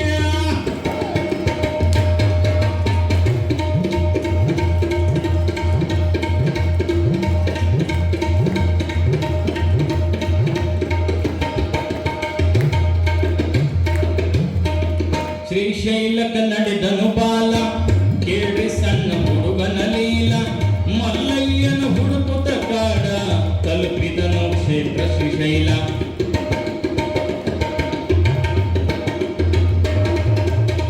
ಶ್ರೀಶೈಲಕ ನಡೆದನು ಬಾಲ, ಕೇಳ್ರಿ ಸಣ್ಣ ಹುಡುಗನ ಲೀಲ. ಮಲ್ಲಯ್ಯನ ಹುಡುಕುತ್ತ ಕಾಡ, ತಲುಪಿದನು ಕ್ಷೇತ್ರ ಶ್ರೀಶೈಲ. ಮಲ್ಲಯ್ಯನ ಕಾಣುವ ಹಂಬಲ, ಜಿಗಿದು ಕೊಳಕ್ಕೆ ಹಾರಿದ ಮ್ಯಾಲ. ಮಲ್ಲಯ್ಯನ ಕಾಣುವ ಹಂಬಲ, ಜಿಗಿದ ಕೊಳಕ್ಕೆ ಹಾರಿದ ಮ್ಯಾಲ. ಕೈ ಹಿಡಿದು ಕಾಪಾಡಿದ ಮಲ್ಲಯ್ಯ ಭೆಟ್ಟಿಯಾದ ನಮ್ಮ. ಸಿದ್ದರಾಮನ ಮಲ್ಲಯ್ಯ, ಸಿದ್ದನ ಕೊಳ್ಳದ ಮಲ್ಲಯ್ಯ. ಸಿದ್ದರಾಮನ ಮಲ್ಲಯ್ಯ, ಸಿದ್ದನ ಕೊಳ್ಳದ ಮಲ್ಲಯ್ಯ.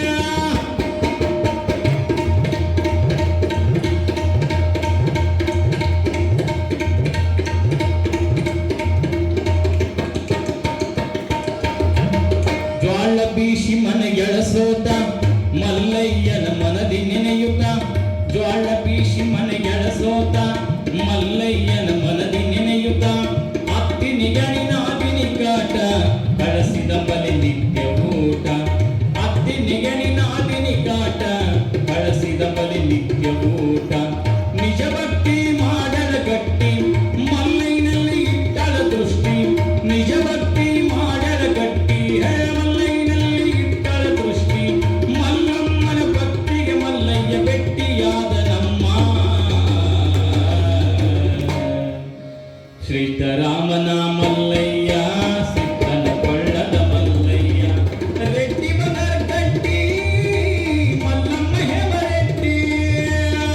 ಸೊಲ್ಲಾಪುರದ ಸಿದ್ದರಾಮ, ಹೇಮರೆಡ್ಡಿ ಸ್ವಶಿ ಮಲ್ಲಮ್ಮ. ಸೊಲ್ಲಾಪುರದ ಸಿದ್ದರಾಮ, ಹೇಮರೆಡ್ಡಿ ಸ್ವಶಿ ಮಲ್ಲಮ್ಮ. ಉಡುತಡಿಯ ಅಕ್ಕಮ ದೇವಿಯ ಭಕ್ತಿಯ ಭಕ್ತ ಪ್ರಿಯ ನಮ್ಮ. ಸಿದ್ದರಾಮನ ಮಲ್ಲಯ್ಯ, ಸಿದ್ದನ ಕೊಳ್ಳದ ಮಲ್ಲಯ್ಯ. ಸಿದ್ದರಾಮನ ಮಲ್ಲಯ್ಯ, ಸಿದ್ದನ ಕೊಳ್ಳದ ಮಲ್ಲಯ್ಯ.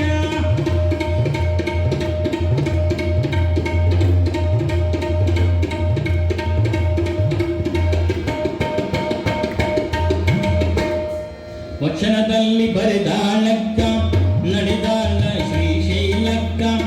ಅಂಗದ್ವ ದೊರಿತು ದಿಗಂಬರಾಗಿ ಚಲಿಸಿದಳು ದಿಕ್ಕ ದಿಕ್ಕ.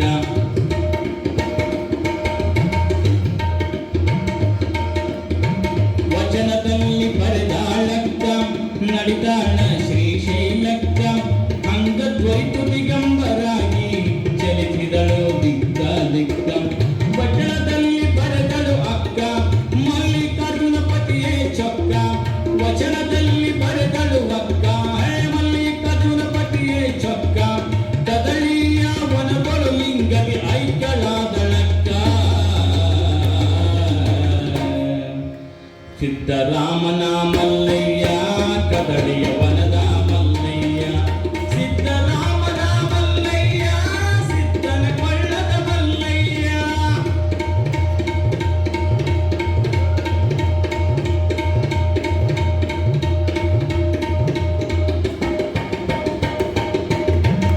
ಜಾತ್ರ್ಯಾಗ ಶ್ರೀಶೈಲ ಜಾತ್ರೆ ರಾತ್ರಿ 7 ಶಿವರಾತ್ರಿ.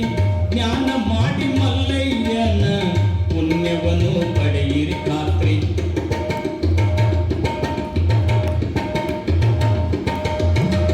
ಜಾತ್ರ್ಯಾಗ ಶ್ರೀಶೈಲ ಜಾತ್ರೆ ರಾತ್ರಿ 7 ಶಿವರಾತ್ರಿ. ಧ್ಯಾನ ಮಾಡಿ ಮಲ್ಲಯ್ಯನ ಪುಣ್ಯವನ್ನು ಪಡೆಯಿರಿ ಖಾತ್ರಿ. ವಲಯ ತಾನ ಬೆಟ್ಟದ ಒಡೆಯ ಕೊಟ್ಟಾನ ಸಂಪದ ಸಿರಿಯ.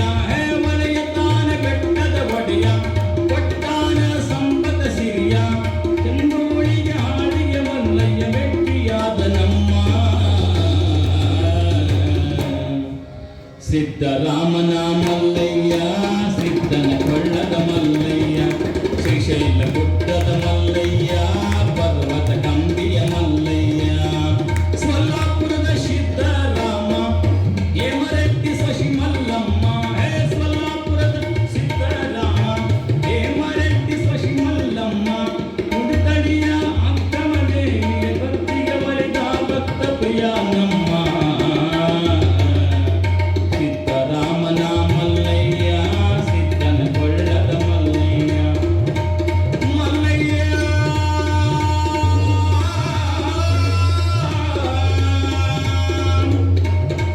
ಮಲ್ಲಯ್ಯ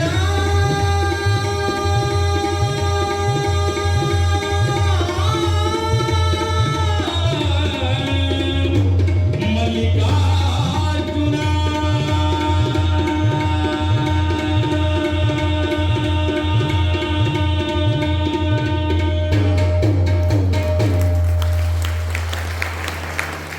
ಆ ಶ್ರೀಶೈಲದ ಮಲ್ಲಯ್ಯನ ನಾವು ಹೇಗೆ ಸ್ಮರಣೆ ಮಾಡ್ತೀವಿ ಹಾಗೆ ಇಲ್ಲಿರುವ ಮೌನ ಮಲ್ಲಿಕಾರ್ಜುನನನ್ನು ನಾವು ಸ್ಮರಣೆ ಮಾಡಿದರೆ ನಮ್ಮ ಪಾಪಗಳು ಕರ್ಮಗಳು ನಿತ್ಯದಲ್ಲಿ ಕಡಿಮೆ ಆಗ್ತಾ ಹೋಗ್ತವೆ ಅನ್ನೋದನ್ನು ನಾವು ಇದೆಲ್ಲ ಸತ್ಯವಾಗಿ ತಿಳ್ಕೋಬೇಕಾಗ್ತದೆ.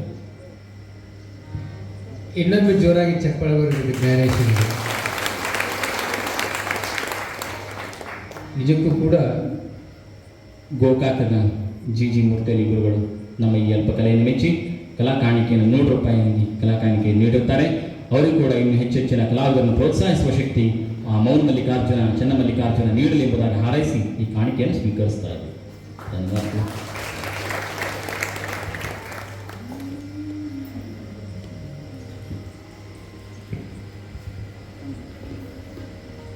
ಹೇಮರೆಡ್ಡಿ ಮಲ್ಲಮ್ಮ ಅವಳಿಗೆ ಬಂದಿರುವಂಥ ಕಷ್ಟ ಬಹುಶಃ ಜಗತ್ತಿನ ಯಾವ ಸೊಸೆಯಂದಿರಿಗೂ ಬರಲಿಕ್ಕೆ ಸಾಧ್ಯ ಇಲ್ಲ. ಕಷ್ಟ ಕೊಟ್ಟವ್ರು ಯಾರ್ಯಾರು ಹೇಳ್ರಿಕಿಗೆ ಅತ್ತಿ ಪದ್ಮವಂತಿದ್ಲಂತೆ ಅವರು. ಹತ್ತಿ ನೆಗೆನ್ನೀರು ನಾಗನೀರು ಕೊಟ್ಟಿರುವಂಥ ಕಷ್ಟಗಳನ್ನು ಮಲ್ಲಯ್ಯನ ಪಾದಕ್ಕೆ ಒಪ್ಪಿಸಿ ಈ ಭೂಮಿ ಮೇಲೆ ಕಷ್ಟ ಕೊಟ್ಟವ್ರ ಹೆಸರು ಬರಲಿಲ್ಲ. ಕಷ್ಟವನ್ನು ಅನುಭವಿಸಿದಂಥ ಮಲ್ಲಮ್ಮ ಜೀವಂತವಾಗಿ ಇನ್ನೂ ಉಳಿದಾಳ. ಕಷ್ಟ ಕೊಟ್ಟವ್ರು ಯಾರೇ ಇರಲಿಲ್ಲ, ಹೋದ್ರು ಅವ್ರ ಹೆಸರು ಇಲ್ಲಂಗೆ ಹೋದ್ರು. ಯಾಕಂತಂದ್ರೆ ಎಂಥ ಪ್ರತಿಭಕ್ತಿ ಸಂಪನ್ನೆ ಅಂದ್ರೆ ಗಂಡ ಹೆಂಗಿದ್ನ ಗೊತ್ತಾನೆ ಅವತ್ತು ಹುಚ್ಚು ಬರಮರೆಡ್ಡಿ ಅಂತ ನೋಡಿ ಬಿತ್ತಾಕೊಂಡಿದ್ಲಂತ ಬರಗಾಲ ಬಿದ್ದಾಗ.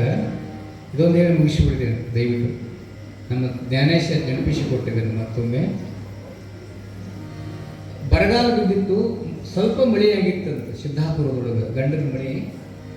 ಸ್ವಲ್ಪ ಮಳೆಯಾಗಿದ್ದರಿಂದ ಮಲ್ಲಮ್ಮ ಏನು ಮಾಡಿಲ್ಲ ಅಂದ್ರೆ ಈಟ ಮಳೆಗೆ ಈಟ ಹಸಿಗೆ ಕಡ್ಲಿ ಹುಟ್ಟಾಕಿಲ್ಲ ಅಂತ ತಿಳ್ಕೊಂಡು ರಾತ್ರಿ ಕಡ್ಲಿ ನೆನಾಗಿಟ್ಲಂತ. ಯಾಕಂದ್ರೆ ಸ್ವಲ್ಪ ನೆಣಾಕಿಟ್ಟು ಅದು ಹಸಿ ಆಗ್ತದೆ, ಭೂಮಿನ ಹಸಿಯಾಗಿ ಮೊಳಕೆ ಹೊಡೆದು ಮ್ಯಾಲೆ ಬಂದ ಮೇಲೆ ಮತ್ತೆ ಭಗವಂತನ ಇಚ್ಛೆ ಇರಲಿ ಅಂತ ತಿಳ್ಕೊಂಡು ಬಿತ್ತಲಿಕ್ಕೆ ಹೋಗುವ ಕಡಲೆಯನ್ನ ರಾತ್ರಿ ನೆನೆಯಾಕಿಟ್ಟು ಮಲ್ಕೊಂಡು ಮುಂಜಾನೆದ್ದು ಸ್ನಾನ ಲಿಂಗ ಪೂಜೆ ಮುಗಿಸಿಕೊಂಡು ಬಿತ್ತಕ್ಕೆ ಹೋಗುವಂಥ ಸಂದರ್ಭ ಗಂಡ ಮೈದುನ ನೆಗೆಣ್ಣೀರು ಸೇರಿ ದೊಡ್ಡ ಮಣಿತನ ಗಡ್ಡೆರ ಮಣಿತನ ಬಿತ್ತಕ್ಕೆ ಹೋಗಕ್ಕಿದ್ದು ಕಡ್ಲಿ ತಗೊಂಡು ಆ ಬಿತ್ತಲಿಕ್ಕೆ ಹೋಗುವಂಥ ಹೊಲದ ಮಾರ್ಗ ಮಧ್ಯದಲ್ಲಿ ಯಾರು ಬಂದ್ರಂದ್ರೆ ಈಗ ನಮ್ಮ ಜ್ಞಾನೇಶ್ ಹಾಡಿದ್ನಲ್ಲ, ಶ್ರೀಶೈಲಕ್ಕೆ ಹೋಗುವಂಥ ಕಂಬಿ ಹೊತ್ಕೊಂಡು ಒಂದಿಷ್ಟು ಜನ ಬಂದ್ಬಿಟ್ಟಿರಂತೆ ಎದುರಿಗೆ. ಮಹಾತ್ಮಲ್ಲಯ್ಯ ಉಗೇ ಉಗೆ ಅಂತ ತಿಳ್ಕೊಂಡು ಕಂಬಿ ಹೊತ್ಕೊಂಡು ಎದುರು ಬಡಿ ಬಂದ್ರು. ತಲೆ ಮೇಲೆ ಬುಟ್ಟಿತ್ತಲ್ಲ ಬೀಜದ್ದು, ಅವ್ರೇನು ತಿಳ್ಕೊಂಡ್ರಂದ್ರೆ ಇಲ್ಲೊಬ್ಬ ಹೆಣ್ಮಗಳು ಬರಾಕತ್ತಾಳ, ಬುತ್ತಿಗಟ್ಟಿರ್ಬೇಕಂದ್ರೆ ಯಾವ ನಾವು ಶ್ರೀಶೈಲಕ್ಕೆ ಹೊಂಟೇವಿ, ಮಲ್ಲಯ್ಯನ ನೋಡಾಕ್ ಹೊಂಟೇವಿ, ಒಂದಿಷ್ಟು ಹಸಿವಾಗೈತೆ ಅಂತ ತಿಳ್ಕೊಂಡು ಹಿಂಗೆ ಕೇಳಿದ ತಕ್ಷಣ ಮೊದಲ ಮಲ್ಲಯ್ಯ ಅಂದ್ರೆ ಪ್ರಾಣ ಬಿಡ್ತಕ್ಕಂಥ ಮಲ್ಲಮ್ಮ ಗೋವುಗಳಿಗೆ ಅಡವಿಗೆ ಮೇಸಾಕ್ ಹೋದಾಗ ಆಜ್ಞೆ ಕೊಟ್ಟಿರುವ ಹಳಸಿದ ಅಂಬಲಿಯನ್ನ ಮಲ್ಲಯ್ಯನೊಂದಿಗೆ ಪ್ರಸಾದ ಮಾಡಿದಂಥ ಭಕ್ತಿವಂತಳಾದ ಮಲ್ಲಮ್ಮ. ಮಲ್ಲಯ್ಯ ಅಂತ ಶಬ್ದ ಕೇಳಿದ್ವಲ್ಲ, ತಲೆ ಮ್ಯಾಗಿರೋ ಬುಟ್ಟಿ ಕೆಳಗೆ ಇಳಿಯೋ ಬಿಟ್ಲ. ಯಪ್ಪ ಮಲ್ಲಯ್ಯ ಮುಟ್ಟಿರೇನು? ಹೌದೇವ, ಹಸಿವು ಹಾಳಾಗಿದೆ. ಬುತ್ತಿ ತಂದಿದ್ದಿಲ್ಲ, ನೆನಗಟ್ಲಿದ್ವಲ್ಲ, ಆ ನೆನಗಟ್ಲಿಯನ್ನ ಎಷ್ಟು ಮಂದಿ ಇದ್ರಲ್ಲ ಎಲ್ಲರಿಗೂ ಕೊಟ್ಟು ಬಿಡ್ತಾಳೆ ನೋಡಿ. ಅತ್ತಿ ನೆಗೆಣ್ಣೆ ಗಂಡ ಮೈದ್ನ ಈಗಿನ್ನ ಬಿರಿ ಬಿರಿ ನೋಡಾಕತ್ತಿದ್ರು. ಅಲ್ಲ ಮಲ್ಲವ ಬಿತ್ತು ಬೀಜನ ದಾನ ಮಾಡಿಬಿಟ್ಟು ಏನು ಬಿತ್ತು ಏನು ಬೆಳೆಯುವುದು ಅಂತೇಳಿ ಬೇಯಾಕತ್ತಿದ್ರು. ಜಂಗಮ ನುಂಡರೆ ಕೂಡಲ ಸಂಗಮ ನುಂಡಂತೆ ಅಂತ ಬಸವಣ್ಣ ಹೇಳ್ಯಾನವ. ಹಸಿದ ಒಡಲಿಗೆ ನಾವು ಹಾಕೇವಿ ಅಂದ್ರೆ ಅದು ಭಗವಂತನಿಗೆ ನೀಡಿದಂಗ. ಚಿಂತೆ ಮಾಡಬೇಡ್ರಿ, ನೋಡು ನಾ ಶಿವನ ಪರೀಕ್ಷೆ ಬಿತ್ತುವಾಗ ಅವ್ರು ಬಂದು ಕೇಳಬೇಕಂತಂದ್ರೆ ಅದು ಭಗವಂತನ ಪರೀಕ್ಷೆ ಆಗ್ತದೆ ಅಂತ ತಿಳ್ಕೊಂಡು ಕಡ್ಲಿ ಎಲ್ಲವನ್ನ ದಾನ ಮಾಡ್ತಾಳ. ಎಲ್ಲಿಗೆ? ಶ್ರೀಶೈಲಕ್ಕೆ ಹೋಗುವವರಿಗೆ ದಾನ ಮಾಡ್ತಾಳ. ಇವತ್ತು ಬೇಕಾದ್ರೆ ಹೋಗಿ ನೋಡ್ರಿ, ಶ್ರೀಶೈಲಕ್ಕೆ ಹೋಗುವವ್ರು ಕಾಲು ಒತ್ತಾರ್ರಿ. ಶ್ರೀಶೈಲ ನಡ್ಕೊಂತ ಹೋಗುವಂಥವು ಯಾವುದೇ ಜಾತಿ ಇರಲಿ ಅವರು ಎಂಥ ಶಿವ. ನಮಗಂತೂ ಹೋಗಕ್ಕೆ ಆಗೋದಿಲ್ಲಪ್ಪ, ಹೋಗೋರು ಮಗ ನೋಡಿದ್ರೆ ಅವ್ರು ಶಿವ ಮಾಡಿದ್ರೆ ಪುಣ್ಯ ಬರುತ್ತೆ ಅಂತ ತಿಳ್ಕೊಂಡು ಕಡ್ಲಿಕ್ಕೆ ಕೊಟ್ಟು ಬಿಟ್ಲು. ಏನು ಬಿತ್ತಿಲ್ಲ ಅಂದ್ರೆ ಉಸುಗು ತೊಗೊಂಡ್ಲತ್ತ ನೋಡ್ರಿ, ಉಡಿಯಾಗ ಉಸುಗು ಹಾಕೊಂತ ಉಡಿಯಾಗ ಉಸುಗು ಹಾಕ್ಕೊಂಡು ತಾಯಿ ನನ್ನ ಮಾನ ಪ್ರಾಣ ನಿಮ್ಮದಯ್ಯ, ಬಸವನ ಹೇಳೋದಲ್ಲ, ಎನ್ನ ಹಾಡಿ ವೃದ್ಧಿ ನಿಮ್ಮದಯ್ಯ, ನನ್ನ ಮಾನ ಪ್ರಾಣ ಉಳಿಸ್ತಕ್ಕಂಥ ತಾಯಿ ನೀನಕ್ಕೆ ಅಂತ ತಿಳ್ಕೊಂಡು ಜಂಗಮನಿಗೆ ಕೊಟ್ಟ ಕಡ್ಲಿಯನ್ನು ದಾನ ಮಾಡಿ ಬಂದು ಕಡಲಿ ಬಿತ್ತಲಿಲ್ಲ, ಉಸುಗು ಬಿತ್ತಾಳ ಭೂಮಿ ಒಳಗೆ. ಉಸುಗು ಬಿತ್ತಿ ಬಂದು ಊರಾಗ ಸುದ್ದಿ ಆಯ್ತು, ಗಂಡೊಬ್ಬಡ ಹುಚ್ಚಂತ ಮಾಡಿದ್ವಿ, ಹೆಂಡತಿನೂ ಹುಚ್ಚದರ ಅಂತ ಮಾತಾಡಕತ್ತಿದ್ರು. ಈ ಜಗತ್ತು ಹಂಗ ನೋಡ್ರಿ, ಜಗತ್ತು ಯಾರನ್ನೂ ಬಿಟ್ಟಿಲ್ಲ, ಮಾತಾಡಕತ್ತಿದ್ರು. ಕಡಲಿ ಬಿತ್ತಿದ ಕೆಲವೇ ದಿನಗಳಲ್ಲಿ ಹೋಗಿ ನೋಡಿದ್ರೆ ಪದ್ಮವು ಹೋಗಿ ನಿಂತು ನೋಡ್ತಾಳ. ಪದ್ಮವು ಮೊದಲ ಸಿಟ್ಟಿತ್ತು, ಸಣ್ಣ ಸ್ವಚ್ಛ ಕರ್ಲಂತಲೇ ಬರ್ರಿ ಇಲ್ಲಿ ಮಲ್ಲಿ ಉಸುಗು ಬಿತ್ತಿ ಹಾಳಾಗ ನೋಡ್ಲಿ ಎಷ್ಟು ಚಂದ ಬೆಳೆಯಕತ್ತೈತೆ ಅಂತ ಕಡಲಿಯನ್ನು ಬಿತ್ತಿದ್ದಿಲ್ಲ. ಏನು ಬಿತ್ತಿದ್ಲು ಅಂದ್ರೆ ಉಸುಗು ಬಿತ್ತಿದ್ದರಿಂದ ಉಸುಗ ಏನಾಗಿತ್ತು ಅವಳ ಭಕ್ತಿಗೆ ಅಂದ್ರೆ ಕಡಲೆ ಸಾಲಿಗೆ ಸಾಲಾಗಿ ಬೆಳೆದು ಆ ಹೇಮರೆಡ್ಡಿ ಮಲ್ಲಮ್ಮನ ಮನೆಗೆ ಪ್ರಸಾದ ಆಗ್ತದೆ ಅಂತ ಬರ್ತಾರೆ. ಯಾಕೆ ದೊಡ್ಡವಳಾಗಲು ಅಂತಂದ್ರೆ ಕುಳ್ಳು ಹಸ್ತಿದ್ಲಂತೆ ಅವಳು ಮಲ್ಲಮ್ಮ. ಅತ್ತೇನು ಹೇಳಿದ್ಲಂತ ಪದ್ಮವ್ವ, ಅಡವಿಗೆ ಆಕಳ ಮೇಸಕ್ಕೆ ಹೋಗಿ ಅಲ್ಲ ಮಲ್ಲಿ, ಅಡವಿಗೆ ಆಕಳ ಮೇಸಕ್ಕೆ ಹೋದಾಗ ಆಕಳ ಸಗಣಿ ಹೊತ್ಕೊಂಡ್ಬರ್ಬೇಕಂತ ಹೇಳ್ತಿದ್ಲು ಅಂತ ನೋಡಿ. 60 ಆಕಳ ಇದ್ದವಂತ್ರಿ, ದೊಡ್ಡ ಹೇಮರೆಡ್ಡಿ ಮಣಿತನ. ಆಕಳ ಸಗಣಿ ಹೊತ್ಕೊಂಡ್ಬರ್ಬೇಕು, ಮನೆಗೆ ಬರ್ಬೇಕಾ, ಹೊತ್ಕೊಂಡು ಬಂದು ಅವ್ರ ಮನೆ ಅಂಗಳದಾಗ ಹಿತ್ತಲ್ದಾಗ ಕುಳ್ಳು ಹಚ್ತಿದ್ಲು. ಕುಳ್ಳು ಹಚ್ಚು ಮುಂದೆ ಏನಂತಿದ್ಲಂತ, ಮಲ್ಲಯ್ಯ ಮಲ್ಲಯ್ಯ ಅಂತಿದ್ಲಂತ ನೋಡಿ. ನಡೆಯುವಾಗ ನುಡಿಯುವಾಗ ಮಲಗುವಾಗ ಏಳುವಾಗ ಶ್ರೀಶೈಲ ಮಲ್ಲಯ್ಯನನ್ನ ಸ್ಮರಣೆ ಮಾಡಿಕೊಂಡು ಬದುಕು ಸಾಗಿಸ್ತಕ್ಕಂಥ ಮಲ್ಲಮ್ಮ ಅವಳು ಹಚ್ಚಿರುವಂಥ ಕುಳುಬಾಣ ಇದ್ದುವಲ್ಲ, ಇತ್ತದಾಗ ಒಟ್ಟಿದ್ಲು, ಒಡೆಯಿದ್ದು ಮದ್ರ ಮಣಿಯಿಂದ ಹೆಣ್ಮಗಳು ಭಾಳ ಕಳತನ ಮಾಡ್ತಿದ್ಲು ಅಂತ. ಅಕ್ಕಿ ಸಗಣಿ ಕುಳ್ಳು ಹಚ್ತಿದ್ಲು. ಈ ಮಲ್ಲಮ್ಮ ಅಡವಿಗೆ ಹೋದಾಗ ಮಲ್ಲಮ್ಮನ ಕುಳುಬಾಂದಾಗಿದ್ದ ಕುಳ್ಳು ತಗೊಂಡು ತನ್ನ ಗುಂಬೆ ಹಾಕೊಂಡ್ಬಿಟ್ಟಿದ್ಲಕ್ಕಿ. ಮಲ್ಲಮ್ಮನು ಆಕಿ ನೋಡಿಲ್ಲ, ಮಲ್ಲಮ್ಮ ಒಂದಿನ ನೋಡಿಲ್ಲ, 2 ದಿನ ಹಿಂಗ ಮುಂದುವರಿತು. ತಂಗಿ ಬಸವನ್ ಏನು ಹೇಳ್ಯಾನವ, ಕಳಬೇಡ ಕೊಲಬೇಡ ಹುಸಿ ನುಡಿಯಿಲ್ಲ ಬೇಡ, ಕಳತನ ಮಾಡಬಾರ್ದವ, ಕಳತನ ಮಾಡಿ ಬದುಕಬಾರದು ಅಂತ ಮಲ್ಲಮ್ಮ ಹೇಳಕ್ಕೆ ಹೋದ್ರೆ ಏನಲ್ಲಂತ, ನಿನ್ನ ಕುಳ್ಳು ನಾ ಹಾಕದಿಲ್ಲಿ, ನನ್ನ ಮನ್ಯಾಗ ಹಾಕಲಿಲ್ಲ ಅಂತ ಮಾಡಿ ಏನು, ನಿನ್ನ ಮನ್ಯಾಗ ಅಷ್ಟ ಹಾಕದವೇನು ಅಂತ ದೊಡ್ಡ ಬಾಯಿ ಮಾಡಿ ಊರನ್ನ ಹಿರಿಯರ ಕೂಡಿಸಿಲ್ಲ ನೋಡ್ರಿ. ಕಳತನ ಮಾಡಿದಾಗೇನು ಬಾಯಿ ಮಾಡಕತ್ತೇಳ, ಮೆತ್ತಗೆ ಮಾತಾಡ ಅಂತ ಮಲ್ಲಮ್ಮ ಅಂತಾಳ. ಇಲ್ಲ ನನಗೆ ಕಳತನ ಹೊರಿಸಿ ಅಂದ ಬಳಿಕ 4 ಮಂದಿ ಹಿರಿಯರು ಕರ್ಕೊಂಡ್ಬರ್ತೀನಿ ಅಂತ ಕರ್ಕೊಂಡ್ಬಂದ್ಲು ಅವ್ರ ಮನೆ ಮುಂದೆ. ಏನವ ನ್ಯಾಯ, ನಾ ಕುಳ್ಳು ಕದ್ದೇನಂತ ಹೇಳಕತ್ತೇಳ್ರಿ ಮಲ್ಲವ್ವ. ಯಪ್ಪ ಅವಳು ಕದ್ದಾಳ ಅಂತ ಹೇಳ್ತೇನೆ ಅಂತ ಮಲ್ಲವ್ವ ಒಂದು. ಮತ್ತು ಹೆಂಗೆ ನ್ಯಾಯ ಬಗೆಹರಿಸುವುದು? ಮಲ್ಲಮ್ಮ ಹೇಳಿದಂತ, ನನ್ನ ಕುಳ್ಳು ಬಾಂದಾಗ ಕುಳ್ಳು ತಗೊಂಡಾಕಿ ಹಾಕೊಂಡಕ್ಕೆ ಸಾಕ್ಷಿ ಏನಂತಂದ್ರೆ, ನೋಡ್ರಿಪ್ಪ ನನ್ನ ಕುಳ್ಳು ತಗೊಂಡು ಹೋಗಿ ತನ್ನ ಗುಂಪೆ ಹಾಕೊಂಡಾಳಲ್ಲ, ಅಲ್ಲಿ ಹೋಗಿ ನಿಂದ್ರಿ, ಆ ಗುಂಪೆಯಾಗಿನ ಕುಳ್ಳು ತಗೊಂಡು ಕಿವಿಯಾಗಿ ಇಟ್ಕೊಳ್ರಿ ಹೇಳಕತ್ತಾಳ ಮಲ್ಲಮ್ಮ. ಯಾರಿಗೆ? ಹಿರಿಯರಿಗೆ. ಕಿವಿಯಾಗಿ ಇಟ್ಕೊಂಡಾಗ ಯಾವ ಕುಳ್ಳು ಮಲ್ಲಯ್ಯ ಅಂತವು ನನಗೂ ಯಾವ ಅನ್ನೋದಿಲ್ಲ ಅಕಿವು ಅಂತ ಹೇಳಿಲ್ಲಂತ. ಯಾರು? ಮಲ್ಲಮ್ಮ. ಹೌದಲ್ಲ, ಸರಿಯಾದ ಮಾರ್ಗ ಇದೆ ಅಂತ ತಿಳ್ಕೊಂಡು ಊರಿನ ಪಂಚರು ಹಿರಿಯರು ಏನು ಮಾಡ್ತಾರ, ಆ ಮಲ್ಲಮ್ಮನ ಕದ್ದಿರುವ ಕುಳ್ಳಿನ ಗುಂಪಿ ಹತ್ರ ಹೋಗಿ ನಿಂತು, ಆ ಹೆಣ್ಮಗಳ ಅಂಗಳ ಹೋಗಿ ನಿಂತು ಕಿವೆ ಇಟ್ಟುಕೊಂಡ್ರು. ದೆವ್ವ 199 ಕುಳ್ಳು ಮಲ್ಲಮ್ಮನಿದ್ದು, ಒಂದು ಭಾಗ ಮಾತ್ರ ಕದ್ದಿರ್ತಕ್ಕಂಥ ಹೆಣ್ಮಗಳಿದ್ದು ಅಂತ. ಯಾಕಂದ್ರೆ ಮಲ್ಲಮ್ಮ ಯಾಕ ಅಂತ ಭಕ್ತಿವಂತನಾಗಿದ್ಲು, ಅವಳು ಕುಳ್ಳು ಆಕಿ ಅಲ್ರಿ, ಆಕಿ ಮಾಡಿರುವಂಥ ಕುಳ್ಳು ಸಹಿತ ಮಲ್ಲಯ್ಯನ ನೆನೆಸ್ಕೊಂಡಿದ್ವು ಅಂತಂದ್ರೆ ಎಷ್ಟು ಚಂದ ಹಾಡಿದ ನಮ್ಮ ಜ್ಞಾನೇಶ. ನಿಜವಾಗ್ಲೂ ಒಬ್ಬರಲ್ಲ, ಅಕ್ಕ ಮಹಾದೇವಿ ಸಹಿತ ಅದೇ ಅಂಗಳದಲ್ಲಿ ಕದಲಿ ಒಣದಲ್ಲಿ ಇಲ್ಲಿ ಕೈಕಳ ಆಗ್ತಾಳ. ಹೇಮಡ್ಡಿ ಮಲ್ಲಮ್ಮನು ಸಹಿತ ಅಲ್ಲೇ ಲಿಂಗವನ್ನು ಹೊಂತಾಳ. ಸಿದ್ದರಾಮನು ಸಹಿತ ಅಲ್ಲೇ ಮೋಕ್ಷವನ್ನು ಪಡ್ಕೊಂತಾನ. ಅಂಥ ಪುಣ್ಯಕ್ಷೇತ್ರವನ್ನು ಒಂದ್ಸಾರಿ ನೋಡ್ಬೇಕಂತೇವು. ಜೀವನ ವೃತ್ತಿಗನೆ ಒಂದ್ಸಾರಿ ಶ್ರೀಶೈಲವನ್ನು ಶಿಖರವನ್ನು ನೋಡ್ಬೇಕಂತ ಹೇಳ್ತಾರೆ. ಕೊನೆಯದಾಗಿ ಶ್ರೀಶೈಲ ಮಲ್ಲಯ್ಯನ ಗುಡಿಯನ್ನು ಕಟ್ಟಿಸಿದವಳು ಅವಳೇ ಅಂತ ಇತಿಹಾಸದಲ್ಲಿ ಬರುತ್ತದೆ.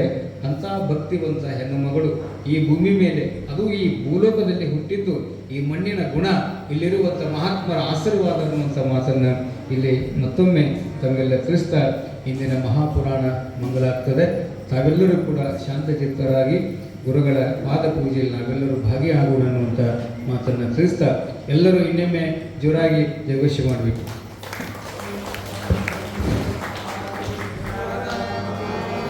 ಶಿವ ಸಾಂಬಜೇ ನಮಃ ಪಾರ್ವತಿ ಶಿವ ಹರ ಹರ ಮಹಾದೇವ. ಜಗಜ್ಯೋತಿ ಬಸವೇಶ್ವರ ಮಹಾರಾಜ್ ಕಿ ಜಯ. ಮೌನ ಮಲ್ಲಿನಾಥೇಶ್ವರ ಮಹಾರಾಜ್ ಕಿ ಜಯ. ಬಾಲಲೀಲ ಮಹಂತ ಶಿವಯೋಗೀಶ್ವರ ಮಹಾರಾಜ್ ಕಿ ಜಯ. ಶ್ರೀಶೈಲ ಮಲ್ಲಿಕಾರ್ಜುನೇಶ್ವರ ಮಹಾರಾಜ್ ಕಿ ಜಯ. ಶಿವ ಸಾಂಬಜೇ ನಮಃ ಪಾರ್ವತಿ ಶಿವ ಹರ ಹರ ಮಹಾದೇವ. ಅಡಿಕೇಶ್ವರ ಮಡಿಕೇಶ್ವರ ಬಾಯಿ ಚನ್ನಬಸವೇಶ್ವರ ಮಹಾತ್ಮಲಯ್ಯ ಉಗೆ ಉಗೆ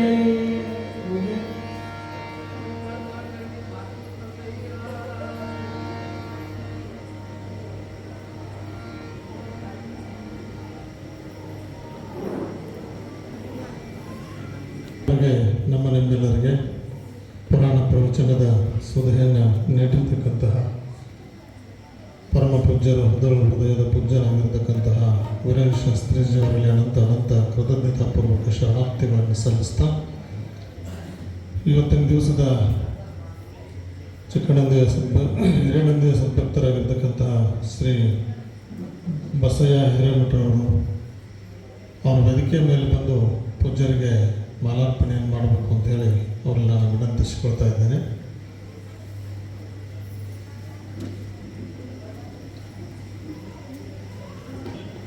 ಅಲ್ಲೇ ಒಂದು ಕೂಡ್ರಿ ಶಾಸ್ತ್ರೀಜಿಯವರು ಮಾಲಾರ್ಪಣೆ. ಶ್ರೀ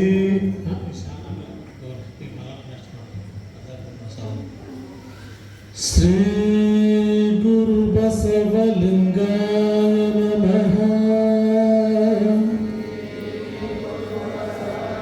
ಮೇಲ್ಕೊಡ್ರಿ, ಇವತ್ತು ನೀವು ಪಾತ್ಪೂಜೆಯಲ್ಲಿ ಅಜ್ಜಾರು ಮಾಡ್ತಾರೆ, ನೀವು ಮೇಲ್ಕೊಡ್ರಿ. ಶ್ರೀ ಗುರು ಬಸವಲಿಂಗಾಯ ನಮಃ.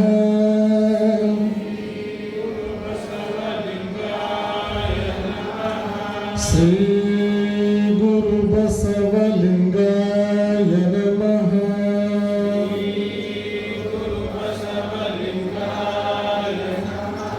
ಶ್ರೀ ಗುರು ಬಸವಲಿಂಗಾಯ ನಮಃ.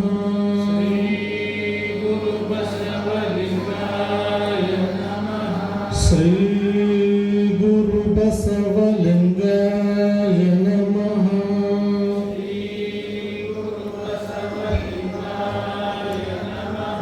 ಶ್ರೀ ಗುರು ಬಸವಲಿಂಗಾಯ ನಮಃ.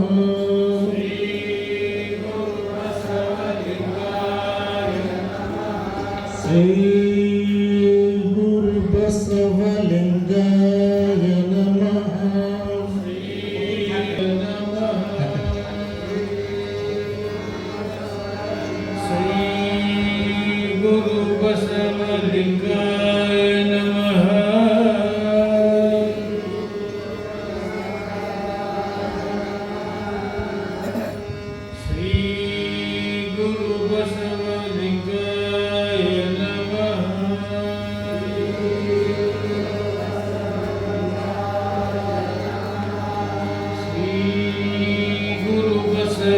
ಬಸವಲಿಂಗಾಯ ನಮಃ.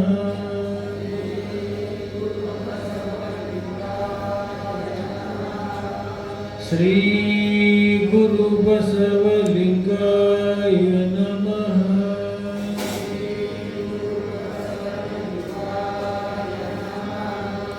ಶ್ರೀ ಗುರು ಬಸವಲಿಂಗಾಯ ನಮಃ.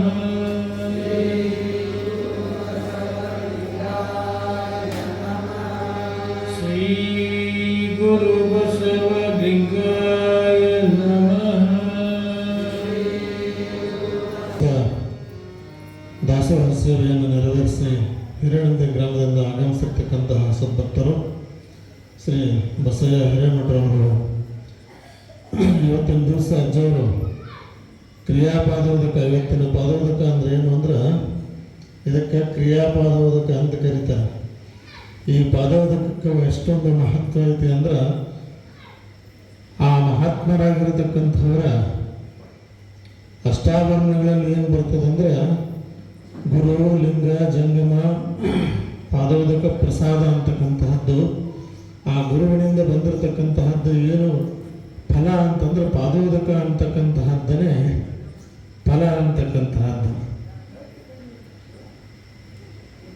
ಅಂತಹ ಗುರುವಿನ ಫಲ ಗುರುವಿನಿಂದ ಬಂದಿರತಕ್ಕಂತಹದ್ದು ಏನು ಫಲ ಅಂತಂದ್ರೆ ಅವನ ಪಾದೋದಕವೇ ಆತ ಕೊಟ್ಟಿರ್ತಕ್ಕಂತಹ ಫಲ. ಆ ರೀತಿಯೊಳಗೆ ಆ ಕ್ರಿಯಾಪಾದೋದಕ ಅಂತಕ್ಕಂತಹದ್ದನ್ನು ನೇಮಿಸಿಕೊಟ್ಟವರು ಯಾರು ಅಂತಂದ್ರೆ ಶಟಸ್ಥಲ ಚಕ್ರವರ್ತಿಯಾಗಿರ್ತಕ್ಕಂತಹ ಚನ್ನಬಸವಣ್ಣ ಅಂತಕ್ಕಂತಹದ್ದು. ಆ ಚನ್ನಬಸವಣ್ಣ ಅಂತಕ್ಕಂತಹ ಕಲ್ಯಾಣದ ಕ್ರಾಂತಿಯಾದ ನಂತರದಲ್ಲಿ ಎಲ್ಲೆಲ್ಲಿ ಎಲ್ಲ ಕಡೆಗೆ ಅವರೆಲ್ಲೆಲ್ಲಿ ಸಂಚಾರ ಮಾಡಿ ಶಿವಪೂಜೆಯನ್ನು ಮಾಡ್ಕೊತಾರೋ ಅಲ್ಲೆಲ್ಲವೂ ಬಸವಣ್ಣನ ಗುಡಿ ಆಗ್ಯಾವ. ಆ ರೀತಿಯೊಳಗೆ ನಮ್ಮ ಭಾಗದಾಗ ಇರ್ತಕ್ಕಂತಹದ್ದು ಯಾವುದು ಅಂದರೆ ಹಿರೇನಂದಿ ಬಸವಣ್ಣನ ಗುಡಿ. ಅದು ಚನ್ನಬಸವಣ್ಣ ಬಂದು ಸ್ಥಾಪನೆ ಮಾಡಿ ಹೋಗಿರ್ತಕ್ಕಂಥ ಗುಡಿ ಯಾವುದು ಅಂದರೆ ಹಿರೇನಂದಿ ಬಸವಣ್ಣನ ಗುಡಿ ಅಂತಕ್ಕಂತಹದ್ದು. ಇವತ್ತಿನ ದಿವಸ ನೋಡ್ರಿ, ಆ ಒಂದು ಊರಿನ ಸದ್ಭಕ್ತರು ದಾಸೋಹ ಮಾಡಿರ್ತಕ್ಕಂತಹದ್ದು. ಅದೇ ದಿನನೇ ಅಜ್ಜವ್ರದ್ದು ಅವ್ರು ಮಾಡ್ಯಾರ ಅಂತ ಹೇಳಿ ಅವ್ರದ್ದು ದಾಸೋಹ ಐತೆ ಅಂತ ಹೇಳಿ ಕ್ರಿಯಾಪಾದಕ ಮಾಡ್ಕೊಳ್ಳೋದಿಲ್ಲ. ಆ ತಂತಾನೇ ಆ ಒಂದು ಯೋಗವನ್ನು ಪರಮಾತ್ಮ ಒದಗಿಸಿಕೊಟ್ಟಾನೆ. ಹೆಂಗಂದ್ರೆ ಪ್ರತಿ ದಿವಸ ಬೆಳಗ್ಗೆ ಹೋಗಿ ಮಾಡ್ಕೊಂಡು ಬರ್ತಿದ್ರು.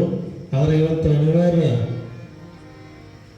ಯಾರು ಅಂತಂದ್ರೆ ಶರಟೆ ಎದ್ದು ಬೆಳಗ್ಗೆ ಎದ್ದು ಶುರು ಮಾಡಿ ನಾವು ಬರು ಪಟ್ಟಿ ಬಿಡಿಸಿ ಹೋಗ್ರೆ ಪಟ್ಟಿ ಬಿಡಿಸಿ ಹೋಗೋದು ಬೆಳಗಿಂದ ಹತ್ತಾರೆ ಅವರು. ಅದಕ್ಕೇನು ಅಂತಂದ್ರೆ ಅಲ್ಲಿ ಹೋಗೋ ಸಂಬಂಧ ಏನು ಅಂದ್ರೆ